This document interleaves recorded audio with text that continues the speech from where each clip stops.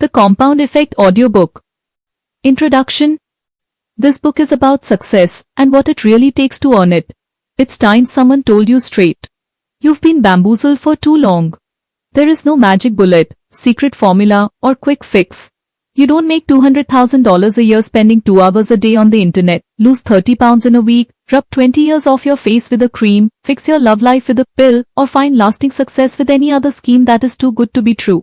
It would be great if you could buy your success, fame, self-esteem, good relationships, and health and well-being in a nicely clamshelled package at the local Walmart. But that's not how it works. We are constantly bombarded with increasingly sensational claims to get rich, get fit, get younger, get sexier. All overnight with little effort for only 3 easy payments of $39.95. These repetitive marketing messages have distorted our sense of what it really takes to succeed. We've lost sight of the simple but profound fundamentals of what it takes to be successful. I'm tired of it. I won't sit back and watch these reckless messages derail people any longer. I wrote this book to take you back to basics. I'm going to help you clear the clutter and bring focus to the core fundamentals that matter. You can immediately implement in your life the exercises and time-tested success principles this book contains to produce measurable and sustainable results. I'm going to teach you to harness the power of the compound effect, the operating system that has been running your life for better or worse. Use this system to your advantage and you truly can revolutionize your life. You've heard you can achieve anything you set your mind to, right? Well, only if you know how. The compound effect is the operator's manual that teaches you how to master the system. When you do, there is nothing you can't obtain or achieve. How do I know that the compound effect is the only process you need for ultimate success? Firstly, I have applied these principles to my own life. Now I hate it when authors beat their chests about their fame and fortune, but it's important you know I speak from personal experience. I'm offering you living proof, not regurgitated theory. As Anthony Robbins mentioned, I've enjoyed significant success in my business endeavors because I've made it a point to live by the principles you'll read in this book. For the past 20 years, I've been using these principles to build a thriving company and achieve my goals. I've intensely studied success and human achievement. I have spent hundreds of thousands of dollars testing thousands of different ideas, resources, and philosophies. My personal experience has proven that, no matter what you learn or what strategy or tactic you employ, success comes as the result of the operating system of the compound effect. Secondly, for the past 16 years I've been a leader in the personal development industry. I've worked with respected thought leaders, speakers, and authors. As a speaker and consultant, I've trained tens of thousands of entrepreneurs. I've mentored business leaders, corporate executives, and countless high achievers. From thousands of case studies I have extracted what works and what doesn't. Thirdly, as publisher of Success magazine, I sift through thousands of article submissions and books, help choose the experts we feature in the magazine, and review all of their material. Each month I interview a half-dozen top experts on a multitude of success topics and drill down to their best ideas. All day, every day, I read and filter through an ocean of personal achievement information. Here's my point. When you have such an exhaustive view of this industry, and wisdom gained through studying the teachings and best practices of some of the world's most successful people, an amazing clarity emerges, the underlying fundamental truths become crystal clear. Having seen it, read it, and heard most all of it, I can no longer be fooled by the latest gimmick or self-proclaimed prophet with the newest scientific breakthrough. Nobody can sell me on gimmicks. I have too many reference points. I've gone down too many roads and learned the truth the hard way. As my mentor, the great business philosopher Jim Rohn said, there are no new fundamentals. Truth is not new, it's old. You've got to be a little suspicious of the guy who says, come over here, I want to show you my manufactured antiques. No, you can't manufacture antiques. What this book is about, with all the unnecessary noise, fat, and fluff removed, is what really matters. What really works? What half-dozen basics, when focused on and mastered, constitute the operating system that can take you to any goal you desire and help you live the life you were meant to live. This book contains those half-dozen fundamentals. They comprise the operating system called the compound effect. Before we dig in, I have one warning. Earning success is hard. The process is laborious, tedious, sometimes even boring. Becoming wealthy, influential, and world-class in your field is slow and arduous. Don't get me wrong, you'll see. results in your life from following these steps almost immediately. But if you have an aversion to work, discipline, and commitment, you're welcome to turn the TV back on and put your hope in the next infomercial, the one touting promises of overnight success if you have access to a major credit card. Here's the bottom line. You already know all that you need to succeed. You don't need to learn anything more. If all we needed was more information, everyone with an internet connection would live in a mansion, have abs of steel, and be blissfully happy. New or more information isn't what you need. A new plan of action is. It's time to create new behaviors and habits that are oriented away from sabotage and towards success. It's that simple. Throughout this book, I mention resources I've made available at thecompoundeffect.com. Please go there. Use them. This book and the tools I've provided to support you offer the best of everything I've heard, seen, studied, and tried. It's the best of what we bring you every month in Success Magazine, all in one life-changing little book. And it is simple.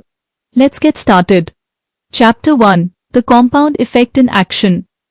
You know that expression, slow and steady wins the race? Ever heard the story of the tortoise and the hare?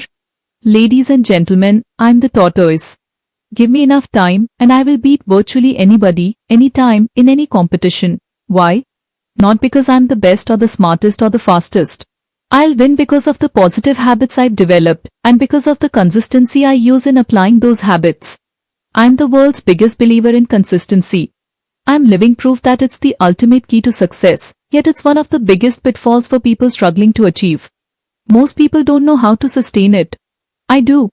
I have my father to thank for that. In essence, he was my first coach for igniting the power of the compound effect. My parents divorced when I was 18 months old, and my dad raised me as a single father. He wasn't exactly the soft, nurturing type. He was a former university football coach, and he hardwired me for achievement. Thanks to Dad, wake-up calls were at 6 o'clock every morning. Not by a loving tap on the shoulder or even the sound of a radio alarm.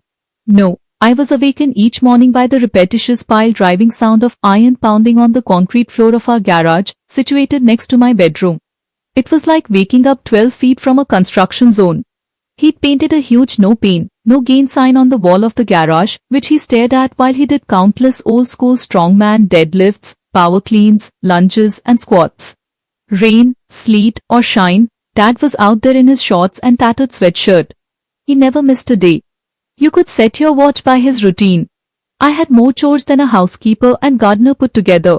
Upon returning from school, there was always a list of instructions to greet me. Pull weeds, rake leaves, sweep the garage, dust, vacuum, do the dishes, you name it. And getting behind in school wasn't tolerated. That's just the way it was. Dad was the original no excuses guy. We weren't ever allowed to stay home from school sick, unless we were actually puking, bleeding, or showing bone. The term showing bone came from his coaching days. His players knew they weren't allowed to come out of the game unless they were seriously injured. One time his quarterback asked to be pulled out of the game. Dad said, not unless you're showing bone. The quarterback pulled back his shoulder pads, and sure enough his collarbone was showing. Only then was he allowed to come off the field. One of Dad's core philosophies was, it doesn't matter how smart you are or aren't. You need to make up in hard work what you lack in experience, skill, intelligence, or innate ability. If your competitor is smarter, more talented, or experienced, you just need to work 3 or 4 times as hard. You can still beat them. No matter what the challenge, he taught me to make up in hard work for wherever I might be disadvantaged. Miss free throws at the game?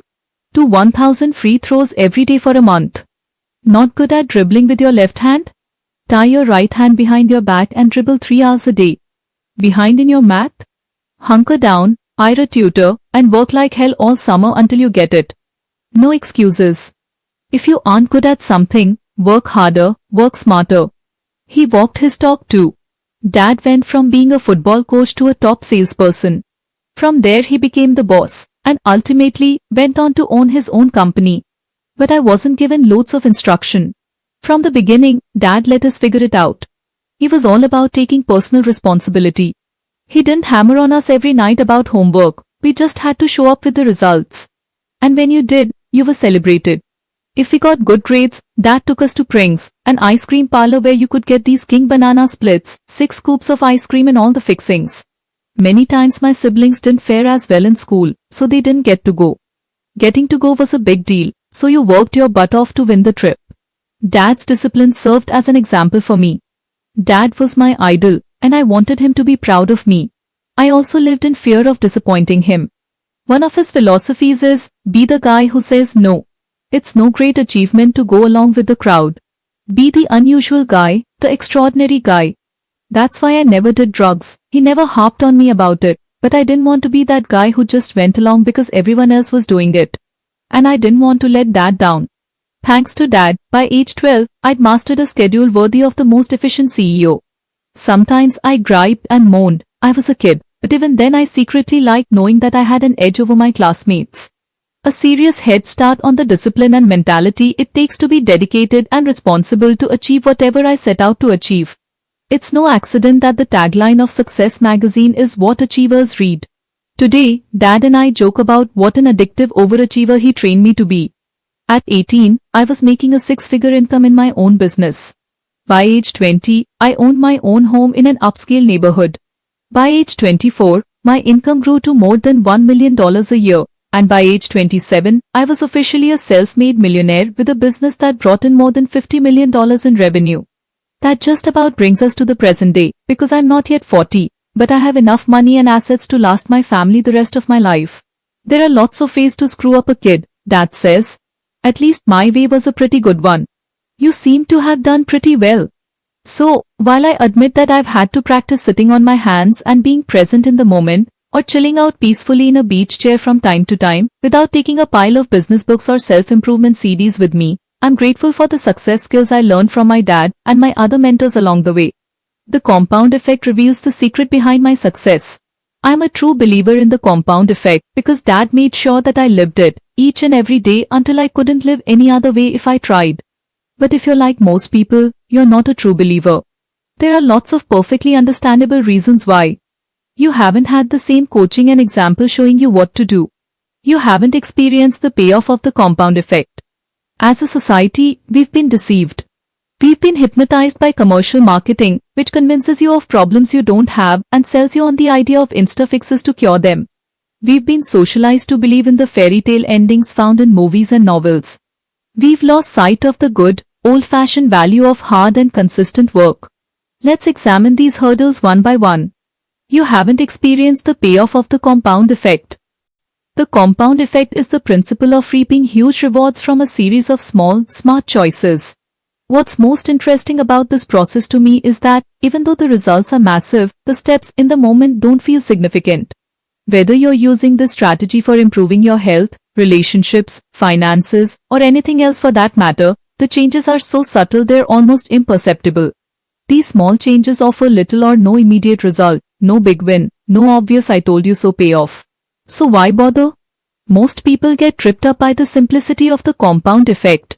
For instance, they quit after the 8th day of running because they're still overweight. Or, they stop practicing the piano after 6 months because they haven't mastered anything other than chopsticks. Or, they stop making contributions to their IRA after a few years because they could use the cash, and it doesn't seem to be adding up to much anyway. What they don't realize is that these small, seemingly insignificant steps completed consistently over time will create a radical difference. Let me give you a few detailed examples. Small, smart choices plus consistency plus time equals radical difference. The magic penny. If you were given a choice between taking $3 million in cash this very instant and a single penny that doubles in value every day for 31 days, which would you choose? If you've heard this before, you know the penny gambit is the choice you should make. You know it's the course that will lead to greater wealth. Yet why is it so hard to believe choosing the penny will result in more money in the end? Because it takes so much longer to see the payoff. Let's take a closer look. Let's say you take the cold, hard cash and your friend goes the penny route. On day 5, your friend has 16 cents. You, however, have $3 million. On day 10, it's $5.12 versus your big bucks. How do you think your friend is feeling about her decision? You're spending your millions, enjoying the heck out of it, and loving your choice. After 20 full days, with only 11 days left, Penny Lane has only $5,243. How is she feeling about herself at this point? For all her sacrifice and positive behavior, she has barely more than $5,000. You, however, have $3 million. Then the invisible magic of the compound effect starts to become visible. The same small mathematical growth improvement each day makes the compounded penny worth $10,737,418.24 on day 31, more than 3 times your $3 million. In this example, we see why consistency over time is so important. On day 29, you've got your $3 million. Penny Lane has around $2.7 million. It isn't until day 30 of this 31-day race that she pulls ahead with $5.3 million. And it isn't until the very last day of this month-long ultra-marathon that your friend blows you out of the water. She ends up with $10,737,418.24 to your $3 million. Very few things are as impressive as the magic of compounding pennies.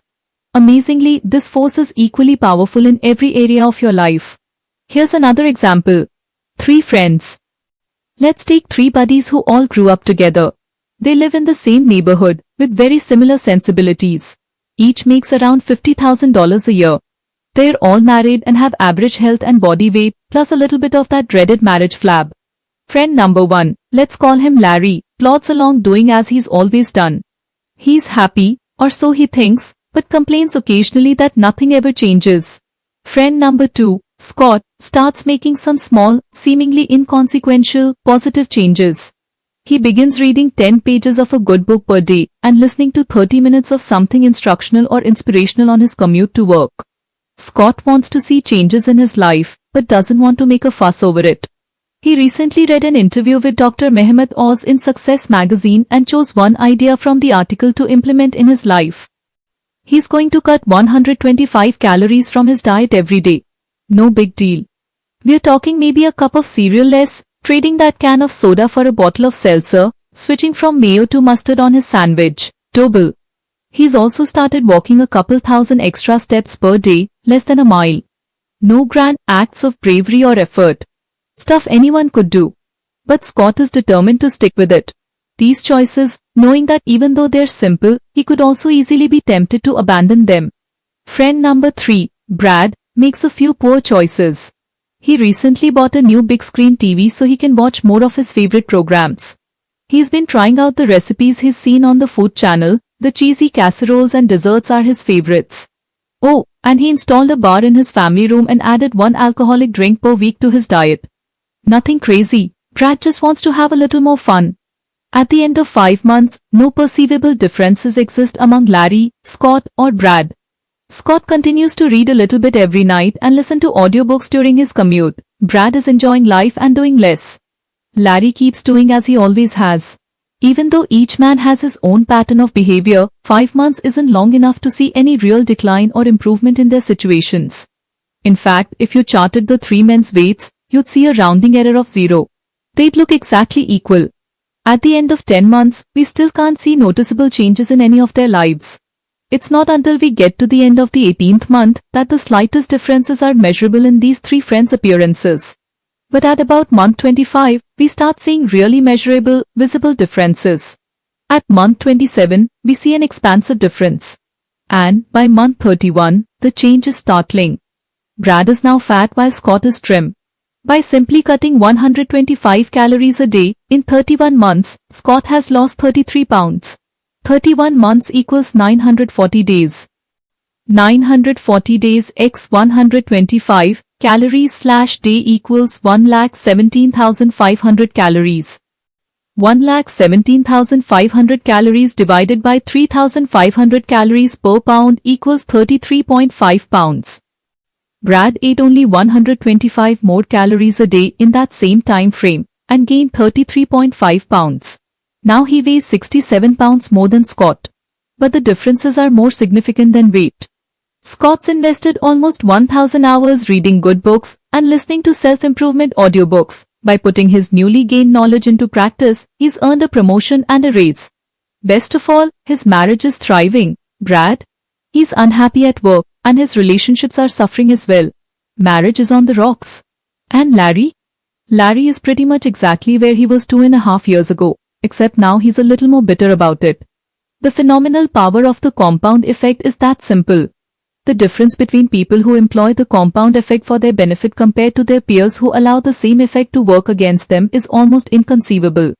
It looks miraculous, like magic or quantum leaps.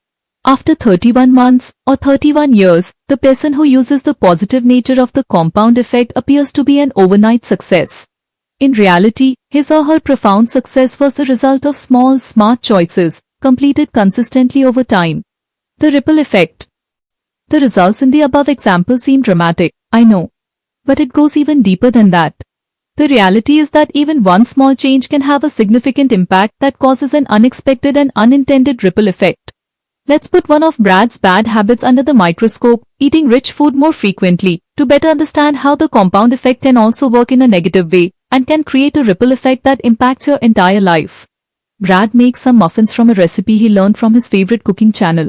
He's proud, and his family loves them, and it seems to add value all around. He starts making them, and other sweets, frequently. He loves his own cooking and eats more than his share, but not so much that anyone notices. However, the extra food makes Brad sluggish at night. He wakes up a little groggy, which makes him cranky. The crankiness and sleep deprivation begin to impact his work performance. He's less productive, and as a result, gets discouraging feedback from his boss. By the end of the day, he feels dissatisfied with his job and his energy level is way down. The commute home seems longer and more stressful than ever. All of this makes him reach for more comfort food. Stress has a way of doing that. The overall lack of energy makes Brad less likely to take walks with his wife, like he used to. He just doesn't feel like it. She misses their time together and takes his withdrawal personally. With fewer shared activities with his wife and an absence of fresh air and exercise, Brad's not getting the endorphin release that comes from being physically active. Brad's help had made him feel upbeat and enthusiastic. Because he's not as happy, he starts finding fault with himself and others and stops complimenting his wife. As his own body starts to feel flabby, he feels less self-confident, less attractive, and becomes less romantic. Brad doesn't realize how his lack of energy and affection toward his wife affects her. He just knows that he feels funky. He starts losing himself in late-night TV because it's easy and distracting. Feeling his distance, Brad's wife starts to complain, then becomes needy. When that doesn't work, she emotionally withdraws to protect herself. She's lonely. She pours her energy into her work and spends more time with her girlfriends to fulfill her need for companionship. Men start flirting with her, which makes her feel desirable again. She would never cheat on Brad, but he has a feeling something's wrong. Instead of seeing that his poor choices and behaviors are at the root of their problems, he finds fault with his wife. Believing that the other person is wrong rather than looking inside and doing the work necessary to clean up your mess is basic psychology 101 stuff. In Brad's case, he doesn't know to look inside. They don't offer self-improvement or relationship advice on Top Chef or his favorite crime shows. However, the thought may have occurred to him that if he had read the personal development books his buddy Scott reads, he might have learned about ways to change negative habits. Unfortunately for Brad, the small choices he made on a daily basis created a ripple that wreaked havoc on every area of his life. Of course, all that calorie counting and intellectual stimulation has had the opposite effect with Scott, who's now reaping the bounty of positive results. In The Slight Edge, Jeff Olson, another Jim Rohn protege, describes this as the repeating of simple daily disciplines versus the simple errors in judgment. It's that simple. With enough time and consistency, the outcomes become visible. Better yet, they're totally predictable. The compound effect is predictable and measurable. That's great news. Isn't it comforting to know you only need to take a series of tiny steps, consistently, over time, to radically improve your life? Doesn't that sound easier than mustering up some grand show of bravery and heroic strength, only to wear yourself out and have to drum up all that energy again at a later date for another try, which will likely be unsuccessful? I'm exhausted just thinking about it. But that's what people do. We've been conditioned by society to believe in the effectiveness of a great display of massive effort. Heck, it's downright all-American. The beauty of the compound effect is in its simplicity. Notice how on the left side of the diagram, the results are intangible, but how powerfully they differ later on. The behaviors all along the way are exactly the same, but the magic of the compound effect eventually kicks in to bring massive differences in results. Success, old school. The most challenging aspect of the compound effect is that we have to keep working away for a while, consistently and efficiently, before we can begin to see the payoff. Our grandparents knew this, though they didn't spend their evenings glued to the TV watching infomercials about how to have thin thighs in 30 days or a real estate kingdom in 6 months. I bet your grandparents worked 6 days a week, from sunup to sundown, using the skills they learned in their youth and repeatedly throughout their entire life. They knew the secret was hard work, discipline, and good habits. It's interesting that wealth tends to skip a generation. Overwhelming abundance often leads to a lackadaisical mentality, which brings about a sedentary lifestyle. Children of the wealthy are especially susceptible. They weren't the ones who developed the discipline and character to create the wealth in the first place, so it makes sense that they may not have the same sense of value for wealth or understand what's necessary to keep it. We frequently see this entitlement mentality in children of royalty, movie stars, and corporate executives. Executives, and to a lesser degree, in children and adults everywhere, have lost appreciation for the value of a strong work ethic. As a nation, our entire populace seems to have lost appreciation for the value of a strong work ethic. We've had 2, if not 3 generations of Americans who have known great prosperity, wealth, and ease. Our expectations of what it really takes to create lasting success, things like grit, hard work, and fortitude, are no longer alluring and thus have been mostly forgotten. We've lost respect for the strife and struggle of our forefathers. The massive effort they put forth instilled discipline, chiseled their character, and stoked the spirit to brave new frontiers. The truth is that complacency has impacted all great empires, including but not limited to the Egyptians, Greeks, Romans, Spanish, Portuguese, French, and English. Why? Because nothing fails like success. Once dominant empires have failed for this very reason. People get too comfortable at a certain level of success. Having experienced extended periods of prosperity, health, and wealth, we become complacent. We stop doing what we did to get us there. We become like the frog in the boiling water that doesn't jump to his freedom because the warming is so incremental and insidious that he doesn't notice he's getting cooked. If we want to succeed, we need to recover our grandparents' work ethic. It's time to restore our character, if not for the sake of saving America, at least for your own greater success and achievement. Don't buy into the genie in a lamp idea.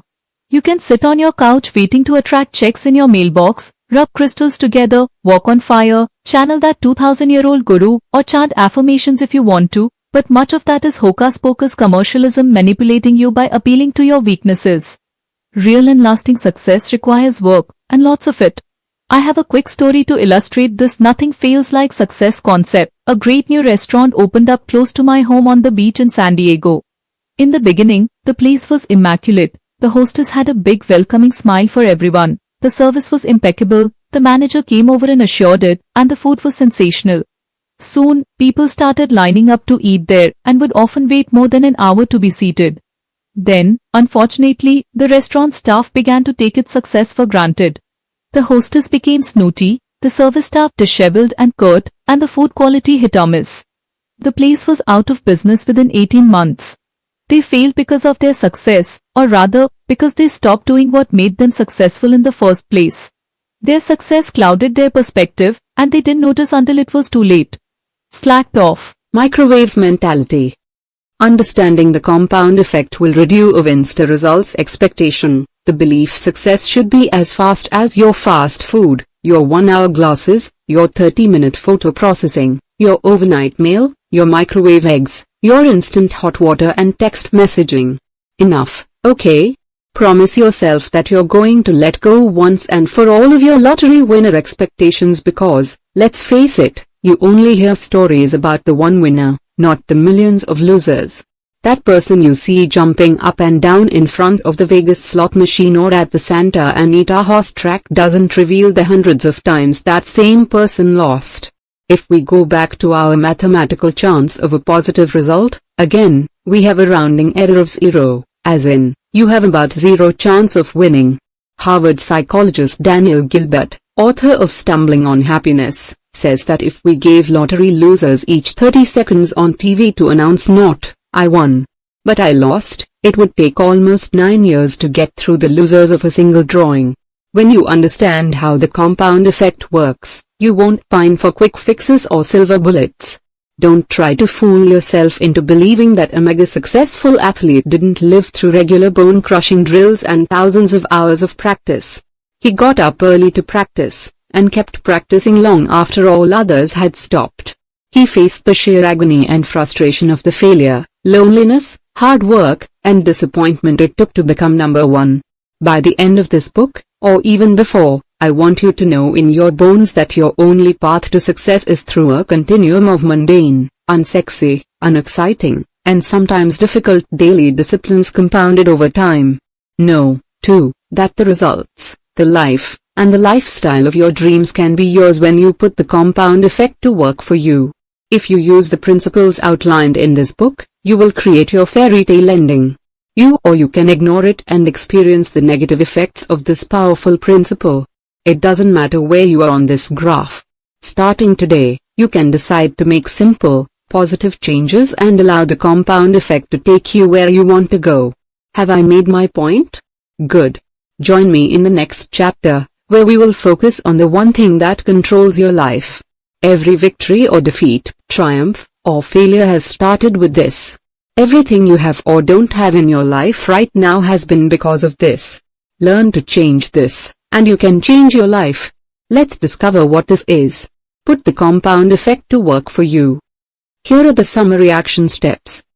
Write out a few excuses you might be clinging to. For example, not smart enough, no experience, wrong upbringing, don't have the education, etc. Decide to make up in hard work and personal development to outcompete anyone, including your old self. Be Scott. Write out the half-dozen small, seemingly inconsequential steps you can take every day that can take your life in a completely new and positive direction. Don't be like Brad. Write down the small, seemingly inconsequential actions you can stop doing that might be compounding your results downward. List a few areas, skills, or outcomes where you've been most successful in the past. Consider whether you could be taking those for granted and are not continuing to improve, and therefore in jeopardy of having complacency lead to future failure. Chapter 2, Choices. We all come into this world the same, naked, scared, and ignorant. After that grand entrance, the life we end up with is simply an accumulation of all the choices we make. Our choices can be our best friend or our worst enemy. They can deliver us to our goals or send us orbiting into a galaxy far, far away. Think about it. Everything in your life exists because you first made a choice about something. Choices are at the root of every one of your results. Each choice starts a behavior that over time becomes a habit. Choose poorly, and you just might find yourself back at the drawing board, forced to make new, often harder choices. Don't choose at all, and you've made the choice to be the passive receiver of whatever comes your way. In essence, you make your choices, and then your choices make you. Every decision, no matter how slight, alters the trajectory of your life, whether or not to go to college, whom to marry, whether to have that last drink before you drive, whether to indulge in gossip or stay silent, whether to make one more prospecting call or call it a day, whether to say I love you or not. Every choice has an impact on the compound effect of your life. This chapter is about becoming aware of and making choices that support the expansion of your life. Sounds complicated, but you'll be amazed by its simplicity. No longer will 99% of your choices be unconscious. No more will most of your daily routines and traditions come as a reaction to your programming. You'll ask yourself, and be able to answer, how many of my behaviors have I not voted on? What am I doing that I didn't consciously choose to do, yet continue to do every day? By employing the same idiot-proof strategies I've used to catapult my own life and career, strengthened by the compound effect, you'll be able to loosen the mysterious grip of the things that are unwinding your life and pulling you in the wrong direction. You'll be able to hit the pause button before stumbling into idiot territory. You'll experience the ease of making decisions that lead to growth, progress, and a more fulfilling life. Behaviors and habits that support you every time. Your biggest challenge isn't that you've intentionally been making bad choices. Heck, that would be easy to fix. Your biggest challenge is that you've been sleepwalking through your choices. Half the time, you're not even aware you're making them. Our choices are often shaped by our culture and upbringing. They can become so entwined in our routine behaviors and habits that they seem beyond our control. For instance, have you ever been going about your business, enjoying your life, When all of a sudden you made a stupid choice or a series of small choices that ultimately sabotaged your hard work and momentum, for no apparent reason. You didn't intend to sabotage yourself, but by not thinking about your decisions, weighing the risks and potential outcomes, you found yourself facing unintended consequences. Nobody intends to become obese, go through bankruptcy, or get a divorce, but often, if not always, those consequences are the result of a series of small, poor choices. Elephants don't bite. Have you ever been bitten by an elephant? How about a mosquito? It's the little things in life that will bite you. Occasionally, we see big mistakes threaten to destroy a career or reputation in an instant. The famous comedian who rants racial slurs during a stand-up routine, the drunken anti-Semitic antics of a once celebrated humanitarian, the anti-gay rights senator caught soliciting gay sex in a restroom, the admired female tennis player who uncharacteristically threatens an official with a tirade of expletives. Clearly, these types of poor choices have major repercussions. But even if you've pulled such a whopper in your past, it's not extraordinary massive steps backward or the tragic single moments that we're concerned with here. For most of us, it's the frequent, small, and seemingly inconsequential choices that are of grave concern. I'm talking about the decisions you think don't make any difference at all. It's the little things that inevitably and predictably derail your success. Whether they're boneheaded maneuvers, no biggie behaviors, or disguised as positive choices, those are especially insidious. These seemingly insignificant decisions can completely throw you off course because you're not mindful of them. You get overwhelmed, space out, and are unaware of the little actions that take you way off course. The compound effect works, alright. It always works, remember? But in this case it works against you because you're sleepwalking. For instance, you inhale a soda and bag of potato chips and suddenly realize only after you polished off the last chip that you blew an entire day of healthy eating, and you weren't even hungry. You get caught up and lose 2 hours watching mindless TV. Scratch that, let's give you some credit and make it an educational documentary, before realizing you spaced on preparing for an important presentation to land a valuable client. You blurt out a knee-jerk lie to a loved one for no good reason, when the truth would have worked just fine. What's going on? You've allowed yourself to make a choice without thinking. And as long as you're making choices unconsciously, you can't consciously choose to change that ineffective behavior and turn it into productive habits. It's time to wake up and make empowering choices. Thanksgiving year-round. It's easy to point fingers at others, isn't it? I'm not getting ahead because of my lame boss. I would have gotten that promotion if it hadn't been for that backstabbing coworker. I'm always in a bad mood because my kids are driving me crazy. We're particularly gifted in the finger-pointing department when it comes to our romantic relationships, where the other person is the one who needs to change. A few years back, a friend of mine was complaining about his wife. From my observation, she was a terrific lady, and he was lucky to have her. I told him as much, but he continued to point out all the ways she was responsible for his unhappiness. That's when I shared an experience that had literally changed my marriage. One Thanksgiving, I decided to keep a Thanksgiving journal for my wife. Every day for an entire year I logged at least one thing I appreciated about her, the way she interacted with her friends, how she cared for our dogs, the fresh bed she prepared, a succulent meal she whipped up, or the beautiful way she styled her hair that day, whatever. I looked for the things my wife was doing that touched me, or revealed attributes, characteristics, or qualities I admired. Note, some minor changes were made to improve sentence flow and clarity, but no major changes were made to the content. I appreciated it. I wrote them all down secretly for the entire year. By the end of that year, I'd filled an entire journal. When I gave it to her the following Thanksgiving, she cried, calling it the best gift she'd ever received. Even better than the BMW I'd given her for her birthday. The funny thing was that the person most affected by this gift was me.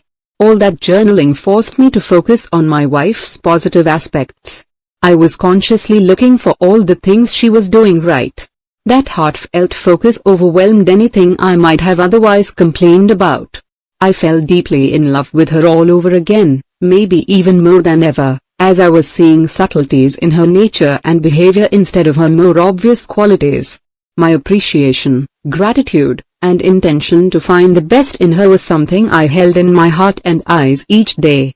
This caused me to show up differently in my marriage, which, of course, made her respond differently to me. Soon, I had even more things to write in my Thanksgiving journal. As a result of choosing to take a mere 5 minutes every day or so to document all the reasons why I was grateful for her, we experienced one of the best years of our marriage, and it's only gotten better. After I shared my experience, my friend decided to keep a Thanksgiving journal about his wife. Within the first few months, he completely turned around his marriage. Choosing to look for and focus on his wife's positive qualities changed his view of her, which changed how he interacted with her. As a result, she made different choices about the way she responded to him. The cycle perpetuated. Or, shall we say, compounded. To bolster your abundant mindset, use the gratitude assessment sheet found in the companion book or download it at no cost from our website. Owning 100%. We are all self-made men and women, but only the successful take credit for it. I was 18 when I was introduced to the idea of personal responsibility at a seminar, and the concept completely transformed my life. If you threw out the rest of this book and only practiced this one concept, within 2 to 3 years the changes in your life would be so great that your friends and family would have difficulty remembering the old you. In that seminar I attended at 18, the speaker asked, "What percentage of shared responsibility do you have in making a relationship work?" I was a teenager, so wise in the ways of true love. Of course I had all the answers. 50-50, I blurted out. It was so obvious, both people must be willing to share the responsibility evenly or someone's getting ripped off. 51/49, yelled someone else, arguing that you'd have to be willing to do more than the other person. Aren't relationships built on self-sacrifice and generosity? 80/20, yelled another. The instructor turned to the easel and wrote 100 on the paper in big black letters. You have to be willing to give 100% with zero expectation of receiving anything in return, he said. Only when you're willing to take 100% responsibility for making the relationship work will it work. Otherwise, a relationship left to chance will always be vulnerable to disaster. Whoa. This wasn't what I was expecting. But I quickly understood how this concept could transform every area of my life. If I always took 100% responsibility for everything I experienced, completely owning all of my choices and all the ways I responded to whatever happened to me, I held the power. Everything was up to me. I was responsible for everything I did, didn't do, or how I responded to what was done to me. I know you think you take responsibility for your life. I've yet to ask anybody who doesn't say, "Of course, I take responsibility for my life." But then you look at how most people operate in the world, there's a lot of finger-pointing, victimhood, blaming, and expecting someone else or the government to solve their problems. If you've ever blamed traffic for being late, or decided you are in a bad mood because of something your kid, spouse, or co-worker did, you're not taking 100% personal responsibility. You arrived late because the printer was busy. Maybe you shouldn't have waited until the last minute? Co-workers messed up the presentation? Shouldn't you have double-checked it yourself before delivering it? Not getting along with your unreasonable teenager? There are countless fantastic books and classes to help you learn how to deal. You alone are responsible for what you do, don't do, or how you respond to what's done to you. This empowering mindset revolutionized my life. Luck, circumstances, or the right situation wasn't what mattered. If it was to be, it was up to me. I was free to fly. No matter who was elected president, how badly the economy tanked, or what anybody said, did, or didn't do, I was still 100% in control of myself. Through choosing to be officially liberated from past, present, and future victimhood, I'd hit the jackpot. I had the unlimited power to control my destiny. Getting lucky. Maybe you believe you're simply unlucky. But really, that's just another excuse. The difference between becoming fabulously rich, happy, and healthy, or broke, depressed, and unhealthy, is the choices you make throughout life. Nothing else will make the difference. Here's the thing about luck, we're all lucky. If you are on the right side of the dirt, have your health, and a little food in your cupboard, you are incredibly lucky. Everyone has the opportunity to be lucky, because beyond having the basics of health and sustenance, luck simply comes down to a series of choices. When I asked Richard Branson if he felt luck played a part in his success, he answered, yes, of course, we are all lucky. If you live in a free society, you are lucky. Luck surrounds us every day. We are constantly having lucky things happen to us, whether you recognize it or not. I have not been any more lucky or unlucky than anyone else. The difference is when luck came my way, I took advantage of it. Spoken like a man knighted with wisdom.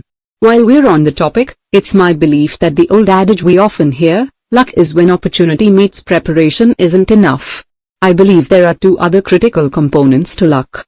The complete formula for getting lucky: preparation plus attitude plus opportunity plus action equals luck. Preparation. By consistently improving and preparing yourself, your skills, knowledge, expertise, relationships, and resources, you have the wherewithal to take advantage of great opportunities when they arise, when luck strikes. Then, you can be like Arnold Palmer, who told Success magazine in February 2009, "It's a funny thing, the more I practice, the luckier I get." Attitude. This is where luck evades most people, and where Sir Richard is spot on with his belief that luck is all around us. It's simply a matter of seeing situations, conversations, and circumstances as fortuitous. You cannot see what you don't look for, and you cannot look for what you don't believe in. Opportunity. It's possible to make your own luck, but the luck I'm talking about here isn't planned for, or it comes faster or differently than expected. In this stage of the formula, luck isn't forced. It's a natural occurrence, and it often shows up seemingly of its own accord. Action. This is where you come in. However this luck was delivered to you, from the universe, God, or whomever or whatever you associate delivering your good fortune, it's now your job to act on it. This is what separates the Richard Bransons from the Joseph Wallingtons. You've never heard of him? That's because he failed to take action on all the lucky things that happened to him. So no more whining about the cards you were dealt, the great defeats you suffered, or any other circumstances. Countless people have more disadvantages and greater obstacles than you, and yet they're wealthier and more fulfilled. Luck is an equal opportunity distributor. Lady Luck shines on all, but rather than having your umbrella overhead, you've got to have your face to the sky. When it comes down to it, it's all you, baby. There's no other way around it. Note, I removed the last two lines as they seem to be an unrelated section title and reference. Knox. Nearly a decade ago I was asked to be a partner in a new startup venture. I invested a considerable sum of money into the deal and worked tirelessly on it for nearly 2 years before finding out that my partner had mismanaged and squandered all the cash. I lost more than $330,000. I didn't try to sue him. In fact, I lent him more money later for a personal situation. The bottom line was the loss was my fault. I had agreed to be his partner without doing enough due diligence on his background and personal character. During our time in business, I wasn't inspecting what I was expecting. I could justify it by saying I trusted him, but the truth was I was guilty of being lazy by not watching the finances more diligently. Not only had I made the choice to start this relationship and business, but I'd also made many choices to ignore obvious red flags and warning signs. Because I chose to not be completely responsible for the business, in the end, I was responsible for the results. When I learned of the wrongdoings, I chose not to lose any more time fighting it. Instead, I licked my wounds, learned my lesson, and moved on. In hindsight, I'd make the same choice to pick up and move on again today. I now challenge you to do the same. No matter what has happened to you, take complete responsibility for it, good or bad, victory or defeat. Own it. My mentor Jim Rohn said, "The day you graduate from childhood to adulthood is the day you take full responsibility for your life." Today is graduation day. From this day forward, choose to be 100% responsible for your life. Eliminate all of your excuses. Embrace the fact that you are freed by your choices, as long as you assume personal responsibility for them. It's time to make the choice to take control. Your secret weapon, your scorecard. I'm about to walk you through one of the single greatest strategies I've ever used in my personal development. This strategy helps me take control of the choices I make throughout the day, causing everything else to fall into place, and leading to behaviors and actions that shepherd my habits into line like dutiful, loyal minions. Right this moment, pick an area of your life where you most want to be successful. Do you want more money in the bank? A trimmer waistline? The strength to compete in an Ironman event? A better relationship with your spouse or kids? Picture where you are in that area, right now. Now picture where you want to be, richer, thinner, happier, you name it. The first step toward change is awareness. If you want to get from where you are to where you want to be, you have to start by becoming aware of the choices that lead you away from your desired destination. Become very conscious of every choice you make today so you can begin to make smarter choices moving forward. To help you become aware of your choices, I want you to track every action that relates to the area of your life you want to improve. If you've decided you want to get out of debt, you're going to track every penny you pull from your pocket. If you've decided you want to lose weight, you're going to track everything you put into your mouth. If you've decided to train for an athletic event, you're going to track every step you take, every workout you do. Simply carry around a small notebook, something you'll keep in your pocket or purse at all times, and a writing instrument. You're going to write it all down. Every day. Without fail. No excuses, no exceptions. As if Big Brother's watching you. As if my dad and I will come and make you do 100 push-ups every time you miss. Doesn't sound like much, I know, writing things down on a little piece of paper. But tracking my progress and missteps is one of the reasons I've accumulated the success I have. The process forces you to be conscious of your decisions. But as Jim Rohn would say, what's simple to do is also simple not to do. The magic is not in the complexity of the task, the magic is in doing simple things repeatedly and long enough to ignite the miracle of the compound effect. So, beware of neglecting the simple things that make the big things in your life possible. The biggest difference between successful people and unsuccessful people is that successful people are willing to do what unsuccessful people are not. Remember that. It will come in handy many times throughout life when faced with a difficult, tedious, or tough choice. Money trap. I learned the power of tracking the hard way, after I'd acted like a colossal idiot about my finances. Back in my early 20s, when I was making a lot of money selling real estate, I met with my accountant. "You owe well over $100,000 in taxes," he said. "What?" I said. "I don't have that kind of cash just lying around." "Why not?" he asked. "You collected several times that. Certainly you set aside the taxes that would be due on that money." "Evidently I didn't," I said. "Where did the money go?" he asked. "I don't know," I said, a sobering confession, for sure. The money had passed through my hands like water, and I hadn't even noticed. Then my accountant did me a great favor. "Son," he said, looking me dead in the eyes, "you've got to get a grip. I've seen this 100 times before. You're spending money like a drunken fool, and you don't even know how to account for it. That's stupid. Stop it. You are now seriously in the hole. You have to earn more money than you owe additional taxes on just to pay for your back taxes. Continue this, and you'll dig your financial grave with your own wallet." I immediately got the message. My accountant had me do a few things, carry a small notepad in my back pocket, and write down every single cent I spent for 30 days. Whether it was $1,000 for a new suit or 50 cents for air to fill up my tires, it all had to go down on the notepad. Wow! This brought an instantaneous awareness of the many unconscious choices I was making that resulted in money pouring out of my pockets. Because I had to log everything, I resisted buying some things, just so I didn't have to take out the notepad and write it in the book. Keeping a money log for 30 days straight cemented a new awareness in me, and created a completely new set of choices and disciplines around my spending. And since awareness and positive behaviors compound, I found myself being more proactive with money in general, putting away more for retirement, finding areas to save where there was clear waste, and enjoying the fun quotient of money, Play money, all the more. When I did consider shelling out for entertainment, I did so only after a long pause. This tracking exercise changed my awareness of how I related to my money. It worked so well, in fact, that I've used it many times to change other behaviors. Tracking is my go-to transformation model for everything that ails me. Over the years I've tracked what I eat and drink, how much I exercise, how much time I spend on social media, and more, anything that holds power over my life. Spend improving a skill, my number of sales calls, even the improvement of my relationships with family, friends, or my spouse. The results have been no less profound than my money tracking wake-up call. In buying this book, you're basically paying me for my opinion and guidance. This is where I'm going to become a hard ass and insist that you track your behaviors for at least one whole week.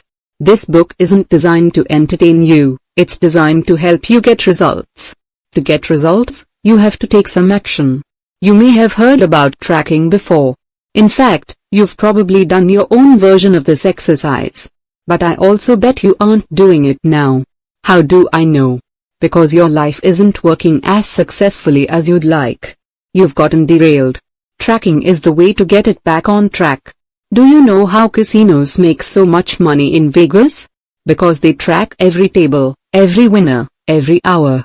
Why do Olympic trainers get paid top dollar? Because they track every workout, every calorie, and every micronutrient for their athletes. All winners are trackers. Right now I want you to track your life with the same intention, to bring your goals within sight. Tracking is a simple exercise. It works because it brings moment-to-moment awareness to the actions you take in the area of your life you want to improve. You'll be surprised at what you will observe about your behavior. You cannot manage or improve something until you measure it. Likewise, you can't make the most of who you are, your talents and resources and capabilities, until you are aware of and accountable for your actions.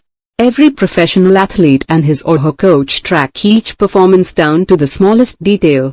Pitchers know their stats on every pitch in their repertoire. Golfers have even more metrics on their swings. Professional athletes know how to adjust their performances based on what they've tracked.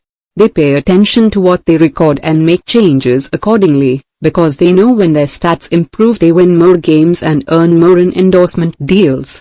At any given moment, I want you to know exactly how well you're doing. I am asking you to track yourself as if you're a valuable commodity, because you are. Want that idiot-proof system we talked about earlier? This is it. So, regardless of whether you think you're aware of your habits or not, believe me, you're not. I am asking you to start tracking. Doing so will revolutionize your life, and ultimately, your lifestyle. Keep it slow and easy. Don't panic. We're starting off with an easy, breezy tempo. Just track one habit for 1 week. Pick the habit that has the greatest control over you, that's where you'll start. Once you begin reaping the rewards of the compound effect, you'll naturally want to introduce this practice into other areas of your life. In other words, you'll choose tracking. Let's say the category you choose is getting your eating under control because you want to lose weight. Your task is to write down everything you put in your mouth, from the steak, potatoes, and salad you have at dinner, to those many tiny choices during the day, that handful of pretzels in the break room, that second slice of cheese on your sandwich, that fun-sized candy bar, that sample at Costco, those extra sips of wine after the host tops off your glass. Don't forget the beverages. They all add up, but unless tracked, they're easy to dismiss or forget because they seem so small. Again, merely writing these things down sounds simple, and it is, but only when you do it. That's why I'm asking that you commit to choosing a category and a start date, now, before you turn this page. I am going to start tracking on date/month/year. What will the tracking look like? It will be thorough, as in organized, and relentless, as in constant. Each day you'll start with the date at the top of a fresh page, and begin keeping track. What happens after the first week of tracking? You'll probably be in shock. You'll be astonished at how those calories, pennies, minutes have been escaping you. You never even knew that they were there, let alone that they'd vanished. Now, keep going. You're going to track in this one area for 3 weeks. Maybe you're already groaning. You just don't want to do it. But trust me, you'll be so blown away by the results after 1 week you'll sign yourself up for another 2. I can practically guarantee it. Why 3 weeks? You've heard psychologists say that something doesn't become a habit until you practice it for 3 weeks. It's not an exact science, but it's a good benchmark, and it has worked for me. So, ideally, I want you to stick with your choice to track your behaviors for 21 days. If you refuse, I'm not going to lose anything. Heck, it's not my waistline, cardiovascular health, etc. bank balance or relationship you're messing with. But, seriously, you're reading this book because you want to change your life, right? And I promised you it was going to take slow, steady work, didn't I? This one action isn't easy, but it's simple and doable. So do it. Promise yourself to start today. For the next 3 weeks, choose to carry around your own small notepad, or large one, if that's more enticing, and write every single thing down in your category. What happens in 3 weeks? You move from the shock that follows the first week to the happy surprise of seeing how merely becoming conscious of your actions begins to shape them. You'll find yourself asking, do I really want that candy bar? I'm gonna have to haul out my notebook and write it down, and I'll feel a little sheepish. That's 200 calories saved right there. Turn down that candy bar every day, and in a little more than 2 weeks, you'll have already lost a pound. You'll start adding up that $4 coffee on the way to work and realize, holy cow, I've just spent $60 on coffee in 3 weeks. Hey, that's $1,000 a year. Or, compounded, that's $51,833.79 in 20 years. How much do you really need to stop for coffee? Come again? Am I saying that your $4 a day coffee habit is going to cost you $51,833.79 in 20 years? Yes, I am. Did you know that every dollar you spend today, no matter where you spend it, is costing you nearly $5 over the next 20 years because of compounding interest? In only 20 years, and $10 in 30 years. That's because if you took $1 and invested it at 8%, in 20 years, that dollar would be worth almost $5. Every time you spend $1 today, it's like taking $5 out of your future pocket. I used to make the mistake of looking at a price tag and thinking that if an item was listed at $50, it cost me $50. Well, yes, in today's dollars. But if you consider the potential value of that same $50 after it has been invested for 20 years, the cost, what you lose by spending that money rather than investing it, is 4 or 5 times greater. In other words, every time you look at an item that costs $50 you have to ask, is this item worth $250? If it's worth $250 to you today, then it's worth buying. Keep that in mind next time you go to a place like Costco, with all sorts of amazing things that you didn't know you had to have. You go in to buy $25 worth of necessities and walk out with $400 of stuff instead. My garage looks like a Costco graveyard. Next time you walk into one of those bargain basement stores, assess things from this future value standpoint. Chances are you'll put down that $50 crepe maker, so future you will have $250 more in the bank. Make the correct choice every day, every week for many years, and you can quickly see how you can become financially abundant. When you track with this awareness, you'll find yourself showing up in your life very differently. You'll be able to ask yourself, is having a coffee once every workday worth the eventual price of a Mercedes-Benz? Because that's what it's costing you. Even more than that, you're not sleepwalking anymore. You're aware and conscious and making better choices. All from a little notebook and pen. Simply amazing, isn't it? The unsung, unseen hero. Once you start tracking your life, your attention will be focused on the smallest things you're doing right, as well as the smallest things you're doing wrong. And when you choose to make even the smallest course corrections consistently, over time, you'll begin to see amazing results. But don't expect immediate fanfare. When I say small course corrections, I'm talking truly invisible. Chances are no one's going to notice them anytime soon. There will be no applause. No one's going to send you a congratulations card or a trophy for these disciplines.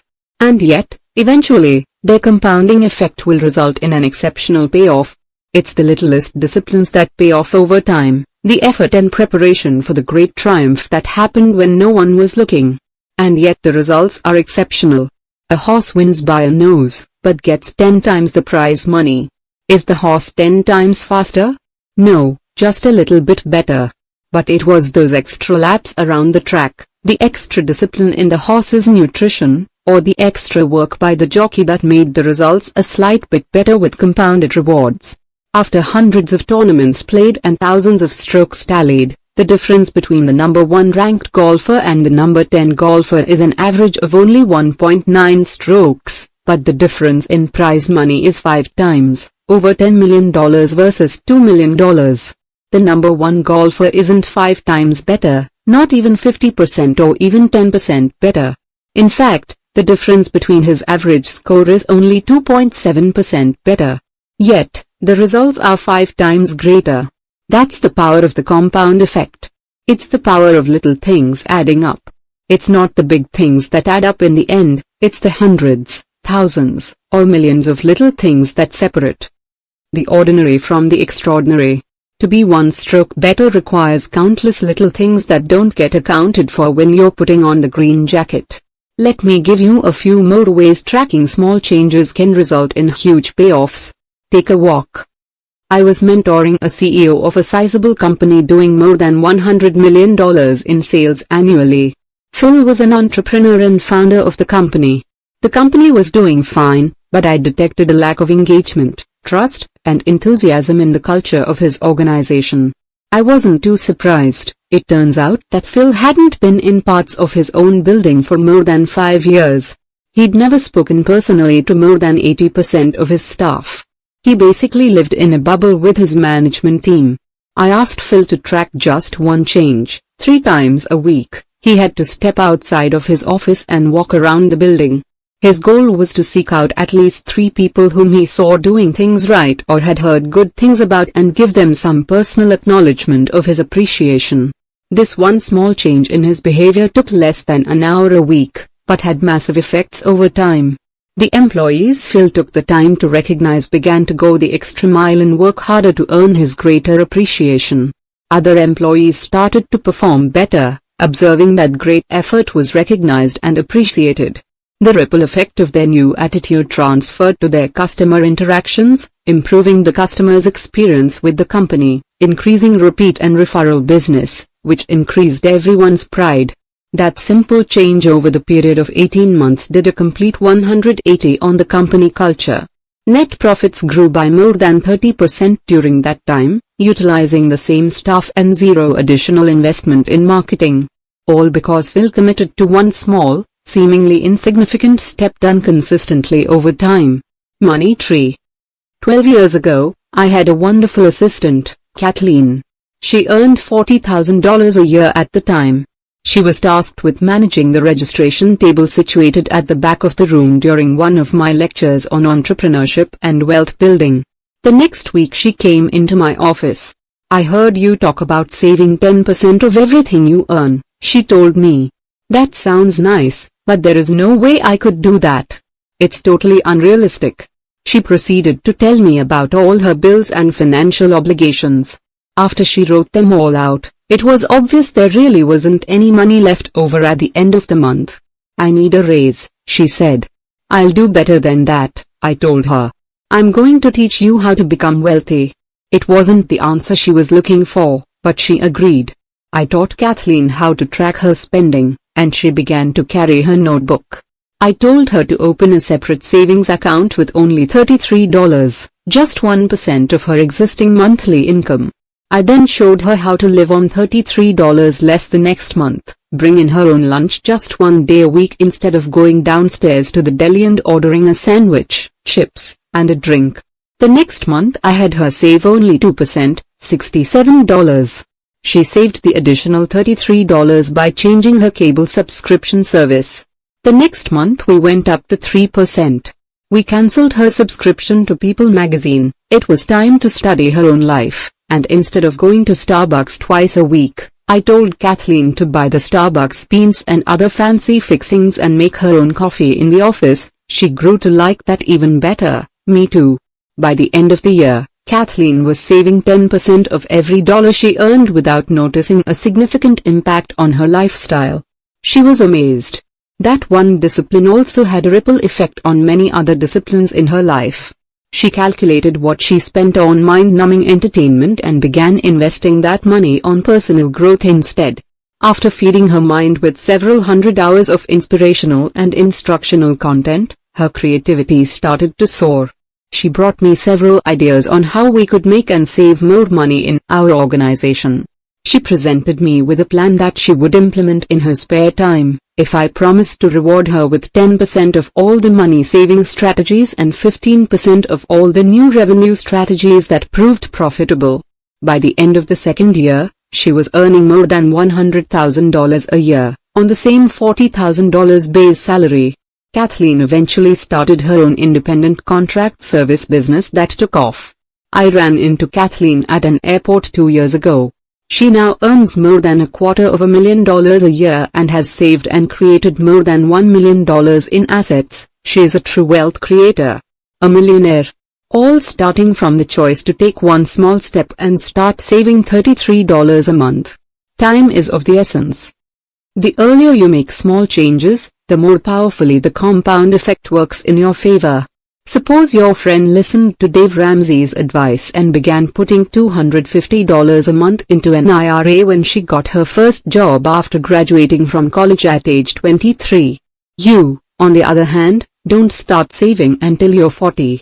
Or maybe you started saving a little earlier but cleaned out your retirement account because you didn't notice any great gains. By the time your friend is 40, she never has to invest another dollar and will have more than $1 million by the age of 67, growing at 8% interest compounded monthly. You continue to invest $250 every month until you reach 67, the normal retirement age for Social Security for those born after 1960. That means you're saving for 27 years in contrast to her 17 years. When you're ready to retire, you'll have less than $300,000 and will have invested $27,000 more than your friend. Even though you saved for many more years and invested much more cash, you still ended up with less than a third of the money you could have had. That's what happens when we procrastinate and neglect necessary behaviors, habits, and disciplines. Don't wait another day to start the small disciplines that will lead you in the direction of your goals. You're telling yourself that you're starting so late that you're already way behind the 8 ball and can never catch up. That's just another tired tape in your head. It's time to turn it off.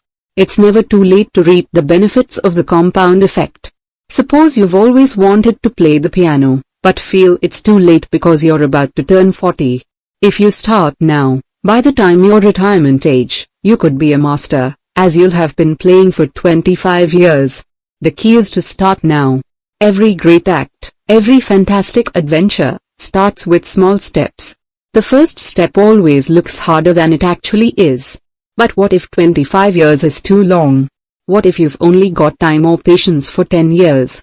In Brian Tracy's book Focal Point, 2002, he models how to improve any area of your life by 1000%. Not 10% or even 100%, but 1000%. Let me outline it for you. All you have to do is improve yourself, your performance, and your output 1% at a time, compounded over time. And earn 0.1% each workday. You even get to slack off on weekends. That's 1 in 1000. Do you think you could do that? Of course, anyone could do that. Simple. Do it each day of the week, and you'll improve by 0.5% each week. Translation, not much, equaling 2% each month, which, compounded, adds up to 26% each year. Your income now doubles every 2.9 years. By year 10, you can be performing and earning 1000% of what you are now. Isn't that amazing?